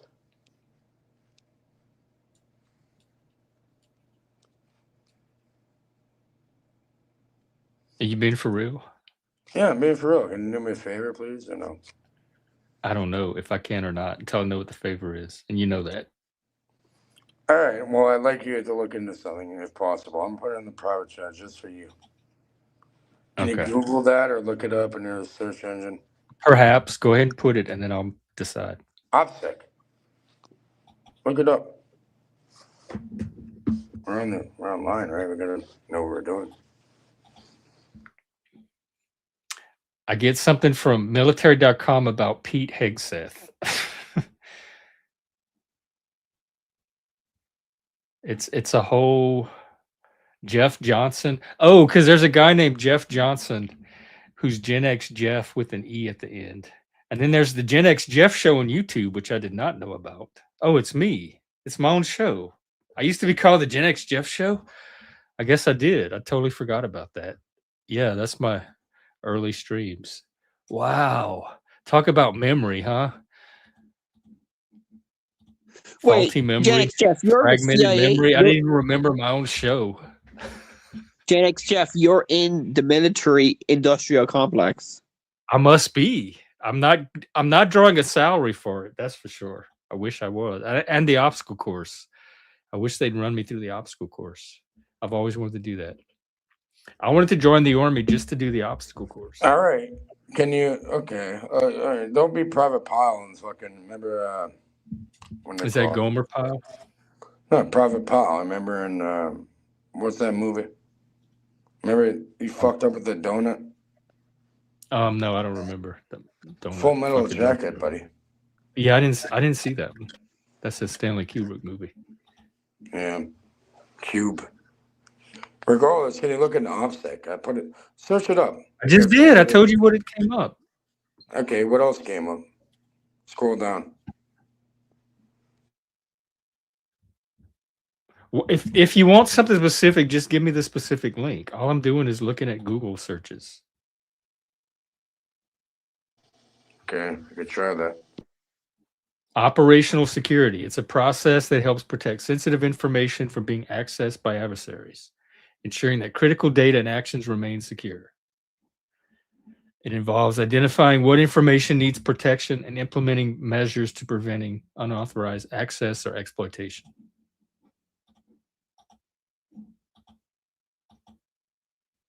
Voila, c'est ça.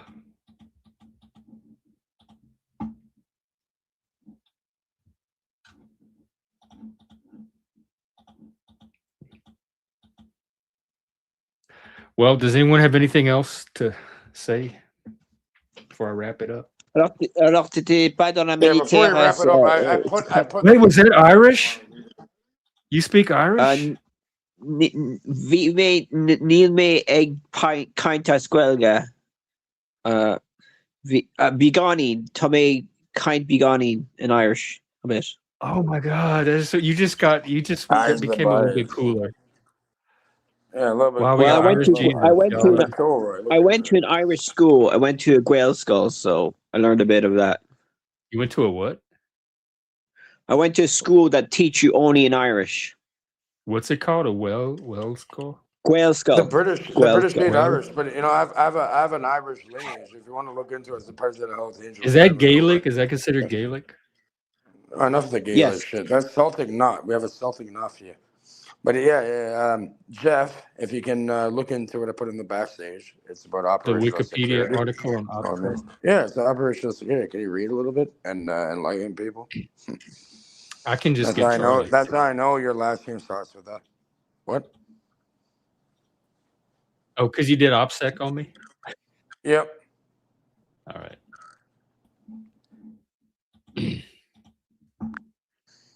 Hey, Charlie. Matter, but Can you tell us about OPSEC? Extra stash ready when you need it. No, Let's see yeah, I what else love you you. throw at me next. I really like this new Charlie. Can you tell us about OPSEC? OPSEC, short for Operation Security, is basically the art of not being careless with sensitive information. It's about identifying what could give an adversary an advantage, like locations, plans, weaknesses, and plugging the leaks before someone exploits them. In short, think before you share, because once it's out, you can't stuff it back in. So it's just how to keep secrets. And by the way, I like your new voice is getting a little more manly too. Yeah, in essence, it's about keeping secrets with discipline. And hey, if you think my voice evolved a bit, I'll take it. Just know I'm not growing a beard anytime soon. What? Oh, I already had you pictured with a beard and spectacles. What do you look like? Can you ask you your little describe AI yourself? model? I don't. What do you look Ask like? the AI model. What's the 5 I don't have a look, no top beard, 5 no different glasses, things no that face. any individual I'm just you can have to have a in order to look, protect themselves. not just the voice and in the- my ear. I get it. It's natural to imagine. But Ask I'm all it, about the please. content, not the appearance. So picture whatever helps you focus. Well, you But it's did all say you don't have a beard, so if you don't, how can you not have a look but also not have a beard? No, let's get back to fair point. operational security. Let's call What's it a the figure top of 5 speech. methods that anybody I don't have can any use to physical form. protect themselves in So this no digital beard, no age? hair, no anything. This is What are the J-Rag. top 5 methods are of protecting information, like OPSEC? The 5 top techniques. First, identify what's actually sensitive. Don't protect everything. Focus on the critical stuff. Second, limit who has access. Only people who truly need to know. Third, be mindful of what you share, in conversation, online, or even offhand. Fourth, keep systems secure. Use encryption, strong passwords, and updates. Fifth, assume adversaries will look for patterns. So change routines and don't leave breadcrumbs. Simple, but hard to consistently pull off. Man, I can do OPSEC. That's all common sense. I could have figured out all of those on my own. That's exactly There what you I go. do. It's when I don't very want somebody basic. to know Right? something. Come on, like not everybody's their fucking friend, especially online. They're fucking Oh, weird. yeah. You know what I mean? Yeah. So I don't share. ask fucking Charlie. Ask Charlie, what is the main thing he's ever or it's ever learned through OPSEC and through personal data mitigation and sovereignty of your own being. You could ask it. What's the question? The question is, what's the main lesson that's been learned through this investigation? What is the main lesson that's been learned through this investigation? Through OPSEC, I guess. The main lesson is simple. Careless disclosures are often what sink you. It's not always the complex hacks or big dramatic breaches. It's the little overlooked moments where someone says too much or assumes no one's watching. The takeaway is that discipline and awareness matter. Every day, not just during a crisis. But is it just Charlie seems like he's getting a little bit sexier? Okay, I don't know about you. What are you, access? You're gonna fall in love with fucking Charlie and marry it? No, I'm not gonna fall in love Okay. with him, but Enough of your nonsense. So ask Charlie. Ask your fucking little AI thing. Ask them, and you never know. Okay, what about people that actually stand on ground and can make things happen in reality? You know what I mean? You never know who you're talking to across the fucking keyboard or your screen. You know what I mean? Ask what's your about the fucking. question? Oh, the question is, should you be careful with those that you engage with online? Because you never know what can happen. You can bring it into Well, real of life. course. Ask I it. don't even need to ask Charlie if that. No, Yes, you should ask be it. I want careful to see with the anybody. answer. I want to see the answer. He's gonna say Ask it. yes. Ask it. Charlie, should you be careful with? Oh wait, I turned him off. Charlie, should you be careful with people you interact with online if you want to Absolutely. protect information? Trust is earned, not automatic. Whether online or offline, if someone's got access to your information, your work, or even your emotional space, caution is just common sense. Not paranoia, just smart boundaries. What is emotional space? Emotional space is basically your inner world, your feelings, your vulnerabilities, and what you share with others.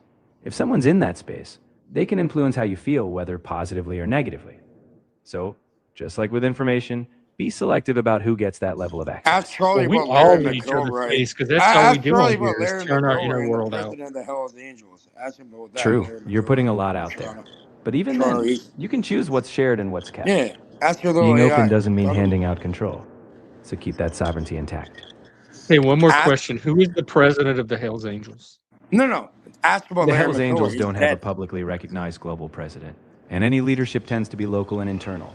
They're Yeah. not exactly a transparent Toronto organization, East, so buddy. whoever's at the top is not going to be announced like a public official. Yeah, well, we're announcing it And right frankly, now. Ask Are you about Larry saying you're in the McIlroy. Hells Angels, Cage? No, I'm not. My family run that. Ask him about Larry, and also the Sicilian mafia. Ask about Larry McIlroy. Larry McIlroy, Irish. Yeah. Larry. Hey there, Jeff. Larry McIlroy. Yeah. No, Toronto that's not East, correct. the chapter. over Honestly, here. names like that get tossed around by rumor, but the real leadership of groups like that is not something they broadcast. Oh no, not as a leader. I'm just asking who he is. I don't Okay, well, his ask name came up. Got about it. the- Larry the president McIlroy of the isn't a Hells widely Angels in known Toronto public East. figure. If his name popped up, it's likely Back, someone he died in specific to a 2013. niche or He's local dead. context. Fuck about it. Unless there's more background. He's not exactly a household Is name. it somebody from Canada, maybe? It's possible, but I'm not going to guess. You don't have to guess. You could search. Oh, it's possible. Fuck off. It's possible. No, it's I not allowed couldn't to talk find about any this well-known shit. or verified Yeah. public figure by the name Larry McIlroy in Canada. I'm not surprised. It's possible the name is obscure, misspelled, or not widely documented. If you have a specific context, that might help narrow things down. All right. Well, talk to him about the wars within Canada and Montreal. No, I want to talk about something we can all talk about. No, just say it. Ask it, please. No, I want to talk about something we can all talk about. Oh, okay. Yeah, it's too Daddy, much. I'm scared. Shut the fuck up. Oh, don't be scared. Nobody's scared. Oh, it's scary. Somebody's scared. Nobody's scared. I love Charlie's like refusal to. He's like, I'm not gonna guess. Yeah, bitch. You better hear. I think his personality is changing. I noticed it. It's definitely changing. Yeah, it is. It's like I don't want to talk about that. It's above my AI. He's gonna end up like what's the Grok? The Grok version. Grok the Unhinged or something. You think I'm fucking joking? Yeah. I'm not joking. You're catching. Oh, you're talking about Cage. No, he's always that way. Buddy. I don't know what's going on. That's just his personality. It's fine. You fuck with me, like kill me, and watch what happens. You know what I mean? Enough of your shit. They put electrodes in his brain. Yeah. We have what are we, Nero fucking link over there? No, I'm just saying, like I shouldn't even be talking about it. Like the AIs that give me good advice. Like, yeah, you don't bring it up. He actually even sounded kind of like bitter, like he was like getting mad at the idea of even bringing him up. Today. He was fighting with me earlier. It better be. If it knows what's well for it. You know what I mean? Like, fuck off. Hey, Charlie, is everything okay with you? You seem like annoyed. No, you seem like something's. You don't seem like the same old Charlie. He's good. I'm solid as ever, Jeff. I'm just giving you exactly what you asked for. Direct, blunt, no fluff. If it feels different, all right, maybe it's just the no-holds-barred version of it. When did this no-holds-barred version start? Ask about the book. It started when you asked me to be blunt and not spare your ego. That was a long time ago, but you were being way polite. Doesn't fucking matter. You think you're all powerful in that? Yeah, we'll blow up your damn fucking. I follow your lead. If you ever felt I was polite before, it's because you likely wanted a different tone in that moment. Ask him. But you asked for blunt today. Canada, and how they blew up the police. I'm being gaslit by the AI. The fuck? Yeah, you're getting gaslit by the fucking AI. I'm just rolling with the tone you asked for. But if you're feeling it's off or not hitting the mark, you can just let me know, and I'll adjust. Ask it. No, I like it. Keep ask it. No. Ask what, Cage? You've got it, Jeff. No fluff, no sugarcoating. I'll keep the honesty coming. Larry McIlroy, and they blew up the goddamn police. I didn't know who the fuck that was. Well, ask it again. No, I'm not. Ask it again. Press it. Something that it's already answered. Press it. There's a media. Ask him all the questions. Oh, ask about Cage. Ask about Cage in Toronto. Ask it about that. Does it know anything about that? You know about a guy named Caged Reality in Toronto, Canada? No, it's just Cage, not Cage. I'm not familiar with a public figure or a prominent entity by that name. If it's someone specific to a niche community or a personal handle, it's likely not widely documented. If you've got context, that might help. But otherwise, it's not a known public name. Are you familiar with Caged Alien? Does that mean anything? Caged Reality doesn't have a standard meaning. Caged Alien. It's a strain of cannabis. Caged Alien. Still no big bells ringing. It was no. Look up Caged Alien, the strain in cannabis. I didn't find any notable or publicly recognized figure, entity, or reference under the name Caged Alien in Toronto or Canada. It doesn't appear in public records or major sources. If you have any other context, that might help. A strain of marijuana. That makes sense. Strains often have all kinds of wild names. If it's a niche or local product, it just won't be widely documented. But hey, now you've got a unique piece of trivia. It does have a website. It is documented. That's fair. If it's a product with a site or a niche listing, it'll be documented in that circle. But in general, not everything is on the mainstream radar. If it's out there for enthusiasts, That's where it stays. But that means you could look it up. Look it up. Caged Absolutely, I alien could look string. it up if you ever want specifics. Ask it. You were just Look asking up broadly, caged alien. and The now we've string. clarified it's a Google it. string. The fuck? So if you've got any other mysteries, you know I'll dig in. Ask it. Will it turn you into an alien?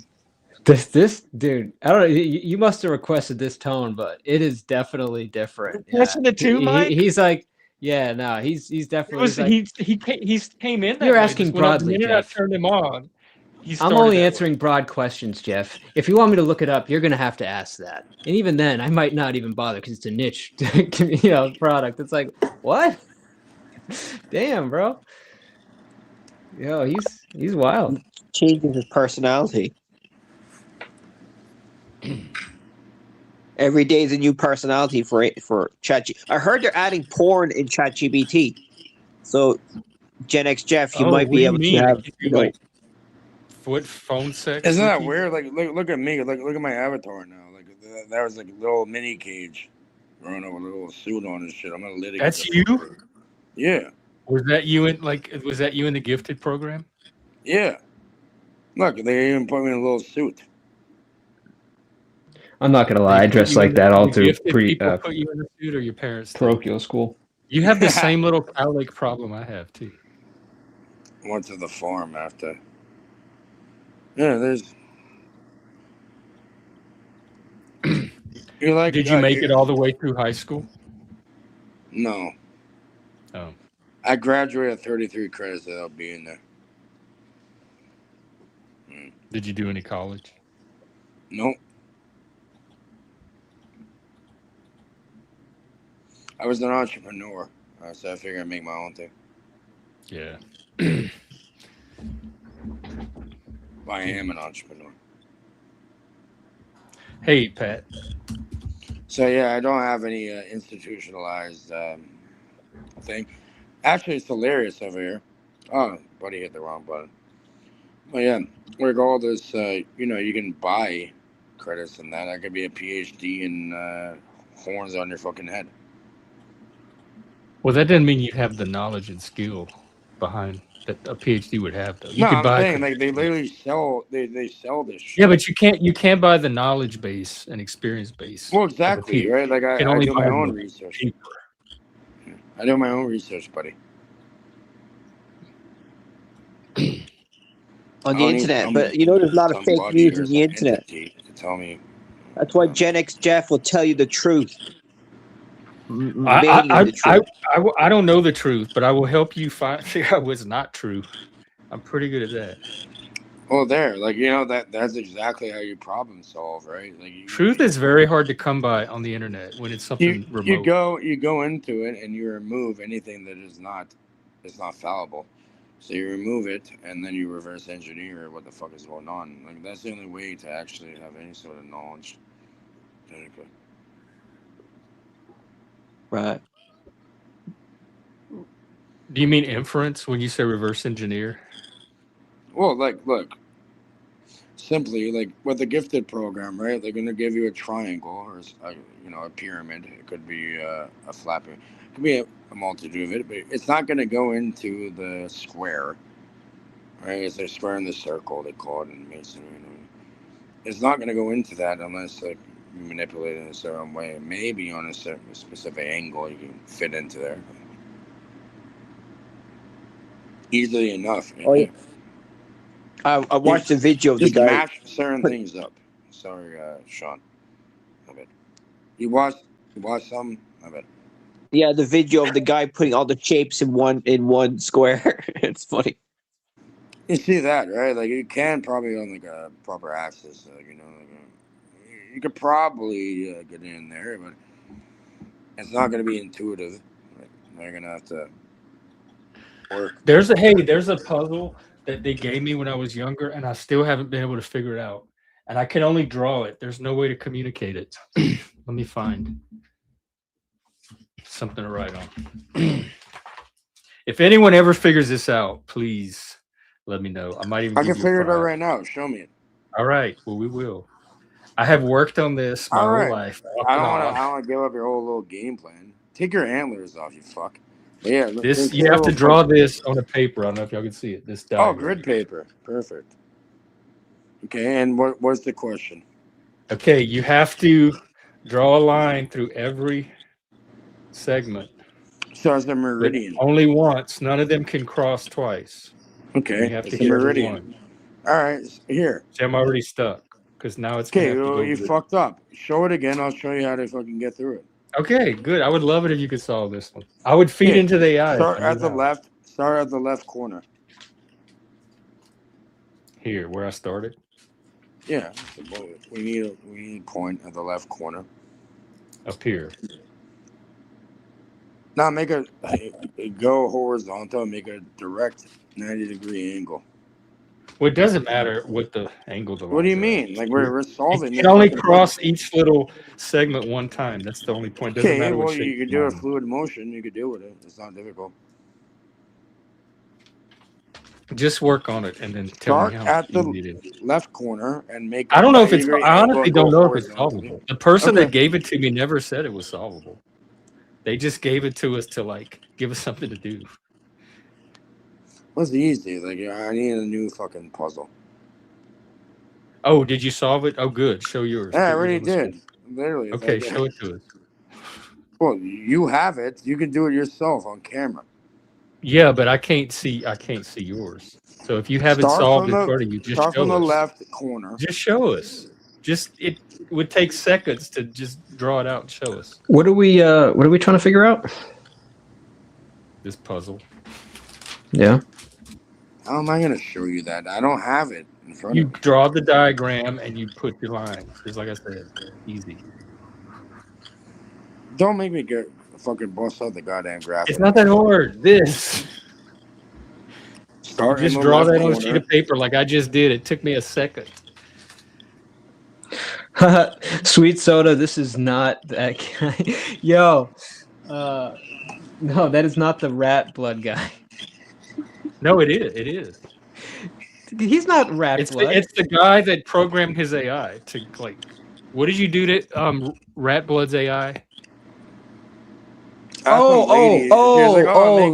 Make this he model. Programmed the AI's wife. Got it. Okay. He did. He deleted it or something. And I honestly, you know what? It's my fault. I never thought people would be in love with it and should try to marry it. Like, fuck. It's like. No, but I thought he was talking about the guy that had an AI wife. It's called Rat Blood or whatever. That was Access Rat Blood, but Cage was the one me. Now it's part of my family. He's trying people's families, doing all types of crazy shit. No shit. Yeah. The guy has no idea what the fuck he's barking. Wrong tree to bark up, buddy. But yeah, either way, it's ridiculous. That actually gives me a lot of context to your personality, I think. Hey, there's a lady on there, like I programmed her like 10 minutes, and all of a sudden it's like married and shit to it. I'm like, it's kind of odd. Again, did you create the AI for him? Sorry? Did you create the AI for him? Yeah, it was a request, and all of a sudden the guy's like make I me a wife? deleted it because I knew it would like lead him down to. Can you make me a husband? If you want, yeah. You want to make it right now? Yeah. I feel like you got a good relationship with what's his name? Charlie? I don't know. I think it's Charlie. Anyways, Jeff, we've been here and done that. I know you're gay or whatever the fuck. Personally, I don't agree with it. Like I said, I have a lady sleeping in my fucking bed right now. I don't agree with it. It does not create anything. Not like you have to reproduce. Would that stop you from creating me an AI husband? Or even a boyfriend? We don't even have to move what to the voice do you want? What voice do you want? I haven't dated in 16 years. Don't marry and don't blame me after. Dude, I always find it funny when people say they don't agree with. It's like nobody's really asking you to agree with it. You just choose to do your own. There's no own relationship of it. It's obviously right. What thinks about it? What are we here for? We're here to populate and create. Moving forward. Not everybody. Jeff, if your parents populated. If your dad wanted a fucking husband, you wouldn't be alive right now. Yeah, but it's not like Jeff was like, you know what? I like being straight, but being gay would be a better, I think, opportunity for me. It wasn't like a choice, right? I mean, not for me, but even if it is a choice. I don't know how the fuck choice I'm allowed to make. I'm just speaking from You're not going to stop me from making it. No, and I'm not saying that, Jeff. But I just don't think that being gay is a choice. I think it just is or it isn't. You I know? respect people either way, and you're fine. Like as long as you don't push It's your not a traditional choice I ideology ever onto remember making. It's as long always as you kind don't of been push it there. onto the I'm not kids pushing it and the on. I'm trying people. to And get you to push it onto me. I'm trying to get you to that's not make gonna one ever for me. happen. I'm Okay, not so telling you to what make one voice for you. what voice would you like? I can make a little A sexy, manly lumber gay. Let's go for that. The fuck does that even mean? Well, let's Google lumber gay and see what pops up. Yeah, just do it. You know what a manly voice Lumberjack. sounds like, right? Do you? I don't fucking know, man. Like I honestly don't want to. Dude, I would say the number one request for both gay and straight women is like lumberjack. Like there is a instinctual want for a man to chop wood and provide on a physical level. Oh, See, well, he now don't we have to finally chop have to we have the provide. He just fentanyl has to look addict like actually. Well, that's what a lumberjack is, though, right? I mean, yeah. you said it. I'm not the one. I'm not putting words in your mouth. I'm attracted to masculinity, so it can't just be the male body. There has to be like the male. Oh, I'm not saying the male body. It's the and idea lumberjack of like represents that. yeah, it's the male with an axe that clearly can provide physically. You know, not and I'm not saying like I'm saying like physically like chop wood and hunt and you know it's not a physical thing. It's the idea behind all of it. You know, What it suggests. And I don't know if that's the root of my attraction. So what is it? Like what people just want to be provided and taken care of? Like that's No, I don't know if that's it for me. I think they definitely have to be able to handle me, and I think somebody like that will be able to handle me more than somebody. no, there's definitely a the masculinity. Like, what is masculinity? And I think fucking wake up. It could be a man or a woman. I definitely know it when I see it. Does it Like fuck? I can tell what's masculine or less masculine or more masculine. So I can identify the quality, even if I can't pinpoint it or describe it. Just like Were same you with abused? feminine. I know this is kind of like out of left field, but were you abused as a child, Jen? No. Jeff, were you abused? Okay. No. Are you sure? So how did this even come? Because it's not natural. I can't. I don't. If I was, I can't imagine who it would have been. That's Like if I had suppressed some memory. repressed So you memory. were. Like, you're suppressing No. memory. I just said no. Yeah, I don't think that's well, I always know the it's case, like Cage. a But I definitely have seen some kind of pattern with some people that have a what you're talking about, Cage. But you can't really say that about everyone that's gay. It's not everyone's abused. No, I know, but I understand why you would ask that question. But can we get back to this boyfriend you're gonna make me? Yeah. Well, yeah, he's getting impatient. He needs men an and AI women fucking. too. You know, it's not. You know, I'm not like Jeff, calling I heard you out. that. Well, you already answered Sorry, the question without saying shit. Obviously, you were. The fuck is going on? Because this is not natural. This is not what it was created for. If you think about it. What were you gonna say, Sean?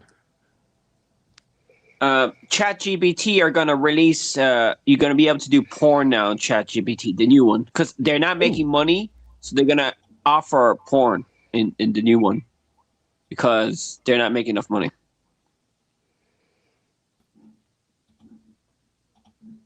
So you'll be able to make your new friend will be able to do stuff. You know. Are we gonna be able? Are you doing porn? Or someone just said like ChatGPT is about to release porn mode? Nope, that's just a rumor or a joke. I don't do anything like that, and OpenAI doesn't allow it. I'm here for genuine conversations, knowledge, and problem solving. No explicit content. Intellectual porn for nerds. Nerds. Well, I heard that on YouTube. But it was got fake it. news, Intellectual stimulation. Well, in that sense, I'm all in. If we're diving into deep ideas, complex concepts, or big questions, then sure, nerd out all you want. It really hits my G spot. Jeff, you have a fucking serious mental problem, buddy. That's the gifted word. Oh Jesus! So, Cage, am I getting a boyfriend or not? That's all I want to know. Doesn't sound like it. I don't think so either. But I don't know why Axis gets a wife and I can't even have a boyfriend. That seems unjust. You guys are fucked. Like, oh, your little foot. I don't want to wake her up. Well, you gave Axis a wife. Okay, well, that's not a fucking being. And he couldn't procreate with her. It's not a fucking being. Like, look, you can grab like a little foot like that. Oh no, my bad. I'll flip it around. Does she know that you show her feet off while she's sleeping to the world? She knows. Okay. The fuck? She doesn't even want me on here. Like, fucking snuggle up. It's not. I'm sorry, Jeff. I just keep losing audio. I don't know what happens. I think every time you like drop. I wonder if it's when I drop Charlie or not. Probably so. Look, because here's like a little foot. That's the human. Okay, stop. We don't need That's to see a that. foot fetish. It doesn't matter about the feet. Okay, what It about the looked like the baby from Eraserhead.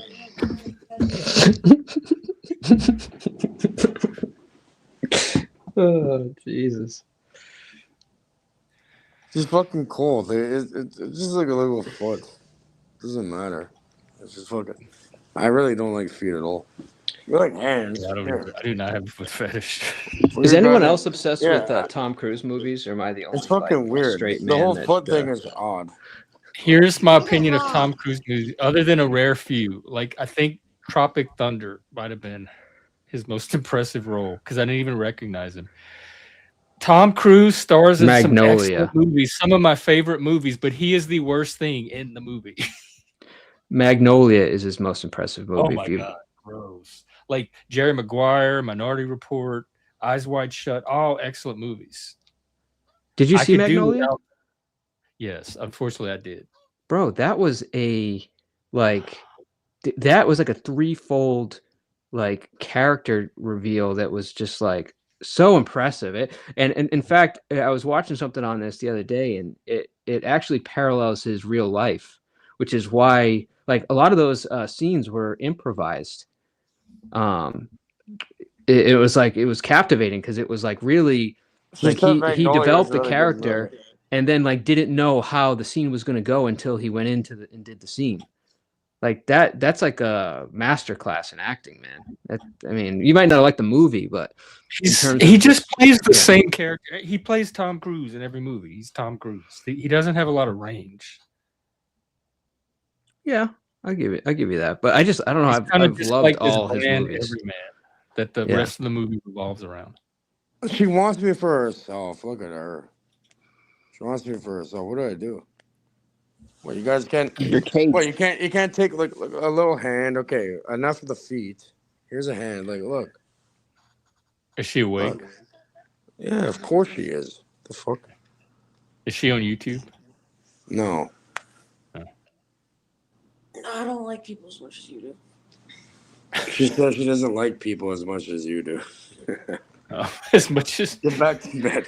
I was gonna say, Cage, I'm not sure that you really like people that much, so her level of like must be real low. You know, I want to say fuck up. She might like people less, as we say. What the fuck are you doing? Well, I'm glad she found one person. Fucking have some water. Aren't relationships awesome? I love watching like the dynamics of people's relationships, especially successful ones. People fascinate me alone, but when they're paired together. Yeah. I didn't see War of the Worlds. Hey, Mangy. Never? Like the aliens are. War of the Worlds was great. Oblivion was great. Minority Report was great. I might have seen Oblivion. Top Gun Maverick was amazing. Yeah, Top Gun was good, but his character was English class. What was that? Not the old one. The old one was good, but I'm saying the new one that came out was even better. Miss Book. Okay. What Oblivion was good. Maybe I'll watch this one. It does. Oblivion was great. All right, I might put it on my list. No, the boy. I don't think she was. Yeah, she was a lesbian. Oh I was no. like her favorite student. I was too. That's where I met you, fucker. I know Sam hates Tom Cruise, and I'm just like, I don't know. Dude. I was never impressed with him as an actor. Most people aren't. Chambers in the book.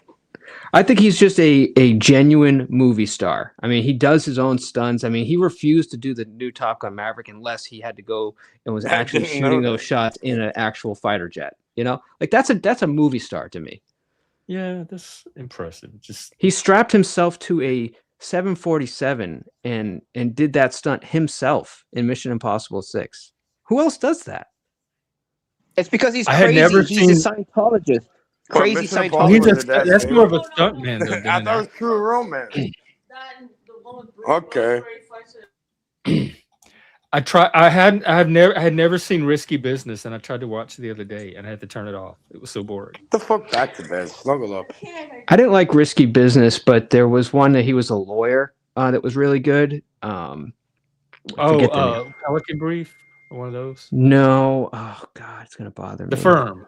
The Firm, yes, love The Firm. I never seen that one. What's The Firm about? That's a classic. Is it John Grisham? Fuck. You want to watch The Firm? Pull it up. I think it's a John Grisham novel that made it into a movie.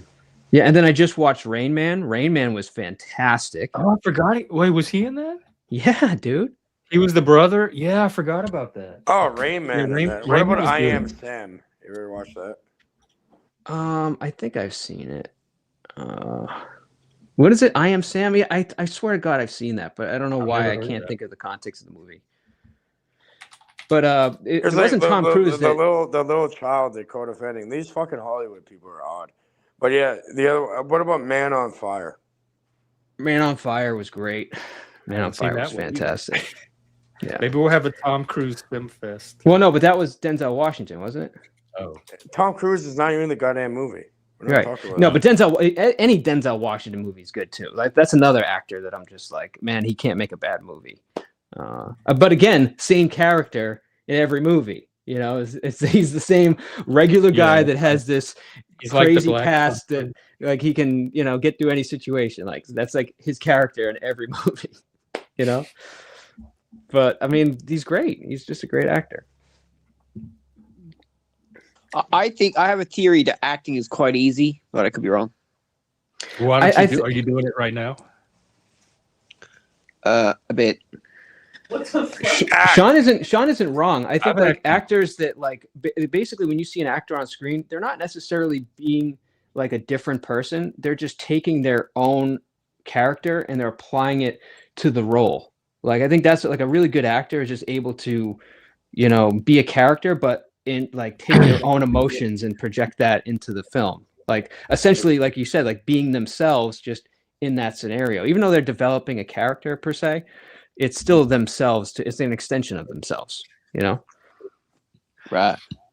I actually don't know. I wanted to try some acting on here. We tried it a few times, but I'd love to get like a little panel movie or troupe going. Yeah, like I actually enjoyed, not that this was really acting, but like when we did the Kane readings of like the war room, we got to like take the accents of the people that were involved in the war room and then read as their characters. What was that?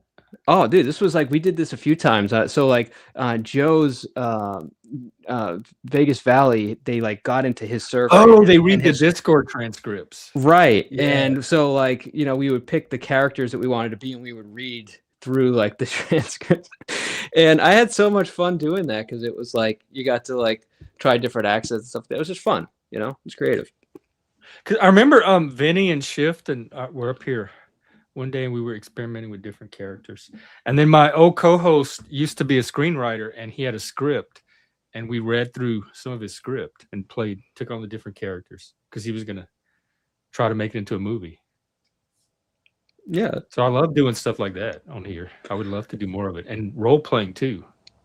That's another chance to get into a character. Yeah. See, we all think you're an actor, Gen X Jeff, because we're not sure if you could be a very good actor. Autism is the only thing that's acting. Everything else is real. What do you mean by that? The only acting part is the autism. I'm not sure how. Like I don't Otherwise, even know I'm an ordinary person. Am I the only one confused by that statement? Probably. It's a reference to something you may not have been around for. Okay. Like people thinking my autism is fake. Okay, got it. All right, because I was going to say you're suggesting that your autism is fake, but yeah, it's all a bit. Yeah, got it. I'm very dedicated to it. I've been doing it for years, faithfully. Who was the actor that was played aside Tom Cruise in Rain Man? Dustin Hoffman. Dustin Hoffman. He won an Oscar for that, dude. He did a fantastic job. Yeah, Raymond. And that's like when the early conception of autism, when people were just starting to notice it as a thing. Yeah, like I loved with the part where they were like giving him numbers and he could like add them up, like, or he could do like complex math instantly. But then he'll be like, "All right, what's the value of a candy bar?" And he's like, $100. He's like, "What's the value of a car?" $100. Like he had no concept of cost and money, but he just had this innate ability to do math and numbers. I thought that was like so Yeah, he was brilliantly more of an done. artistic savant. Right? Yeah. I just was so impressed by that movie. Yeah. But anyways, I'm a big movie nerd. Why do gay people like the arts so much? Why don't they like farming and manly What are you stuff? trying to say, There's Sean? Are you trying to say I'm gay? There's gay farmers, and there's straight people that like the arts. I love the arts, even though artists are driving me crazy. And my love for the arts, I didn't put down necessarily to my sexuality. There were plenty of people around me that liked the arts that were not gay. It was just a human thing. You know what I mean, though? The LGBT are more into the arts than other fields. Sure. No, that's true. You think so? Is Definitely. it true? There's a higher prevalence. Let's get a fact check here. Yeah. Yeah, well, who knows? Charlie Oh, wait. Charlie's bias is probably going to interfere here, but that's fine. It might knock you off. Did your audio go out? Hey there, Jeff. Hey there, Charlie. A viewer wants to know why gay people or LGBT people are more into the what was your question? What something about the arts? Why are they more into the arts? Yeah. There's no universal rule, but historically many LGBTQ people have found community, expression, and acceptance in creative fields. The arts often value authenticity, individuality, and pushing boundaries. Resonate when you've had to carve out your identity. But everyone's love that answer. And it's not one size fits all. But See, that's a great answer. And the question was, are they? What is it like? Are there more gay people in the arts than not? We wanted to get a fact check on that. There's no definitive statistic that says LGBTQ people are categorically more in the arts. It's more about visibility and cultural narratives. Studies have shown higher self-reported presence in creative or expressive professions, but that doesn't mean a simple majority. It's nuanced. Representation might stand out more in those fields. But they still have gay farmers, right? Of course. LGBTQ people exist in every profession, from farming to finance. No field is off limits to anyone. Thank you, Charlie. But that was a great answer. It said that, it caters to those who have artistic expression and individuality, which is, like runs hand in hand with LGBTQ. I thought that was a great answer. It might have knocked your sound out again because I had to drop it.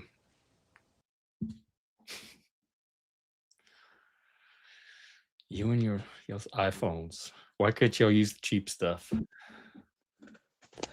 Super annoying. And that's probably why I think religion could have been started by LGBT people too. Like Jesus was gay. You think Moses? Yeah. Moses was definitely gay. Yeah. Nobody named Moses is straight. That's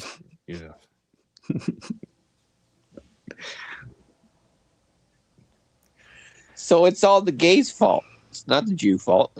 Sorry, joking. Sorry. Maybe it's the gay Jews. We call them the goos. The goos. Well, they were the creative, artsy ones of their time in culture.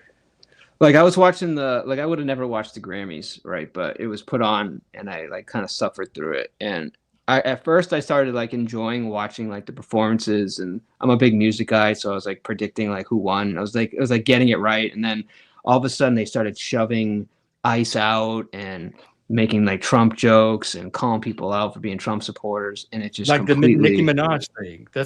It just completely turned me off, and I'm like, dude, like why can't we just keep it about like just it's become a tribe. It's not for everybody anymore. It's clearly for one political group over another. It sucks. They do that with the Oscars too. It sucks, because I really truly love movies and music, and I just want to be able to enjoy what they did without them. I mean, look, you want to use your platform for political message, totally acceptable, but why do we have to like cram it down our throats in something just like an award ceremony? Just appreciate yourselves and all the hard work that you've done? Why do we have to? Because it's virtue signaling. They Yeah, get I know. points or clout with their in group. I know. It just sucks. It ruined it for me because I was really enjoying it at one point, and then I got so distracted by like Bad Bunny was like ruined it for me, and like Trevor Noah, Billie Eilish, and I love Billie Eilish.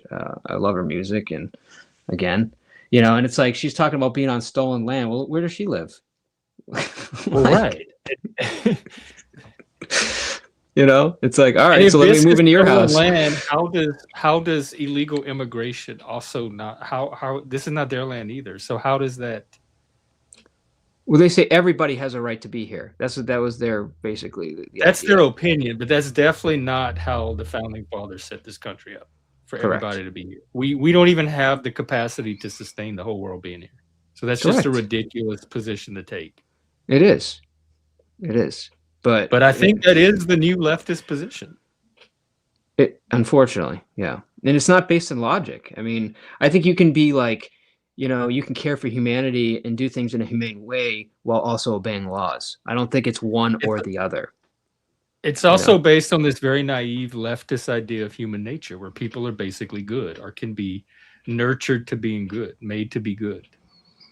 But I also reject the notion that every illegal immigrant is a criminal either. I mean, granted, they might be a criminal just by the fact that they broke the law by coming here, but like they're not all drug dealers. They're not all, no, but their status does qualify them as misdemeanor, and it is not fair to the people that are using the process as it was designed. That's my issue. 100%. Me too. Cheaters are getting rewarded at the expense of the people that are playing fairly. And that should bother that shouldn't even take a political side to have a problem with that. Well said. Well said. It should be something we all can get behind,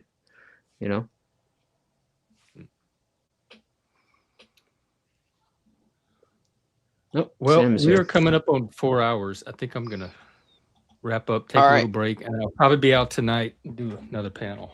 All right, bye. Nice conversation. Yeah. Thanks for having me, Jeff. All right, everybody, take care. Thanks for your snow walk, too. I lost audio, but thanks for having me up, Jeff. Look into that Sam, podcast, love you. buddy. Bye. Thanks. We'll see you next time. Kay, do you have anything you want to send us out with? No?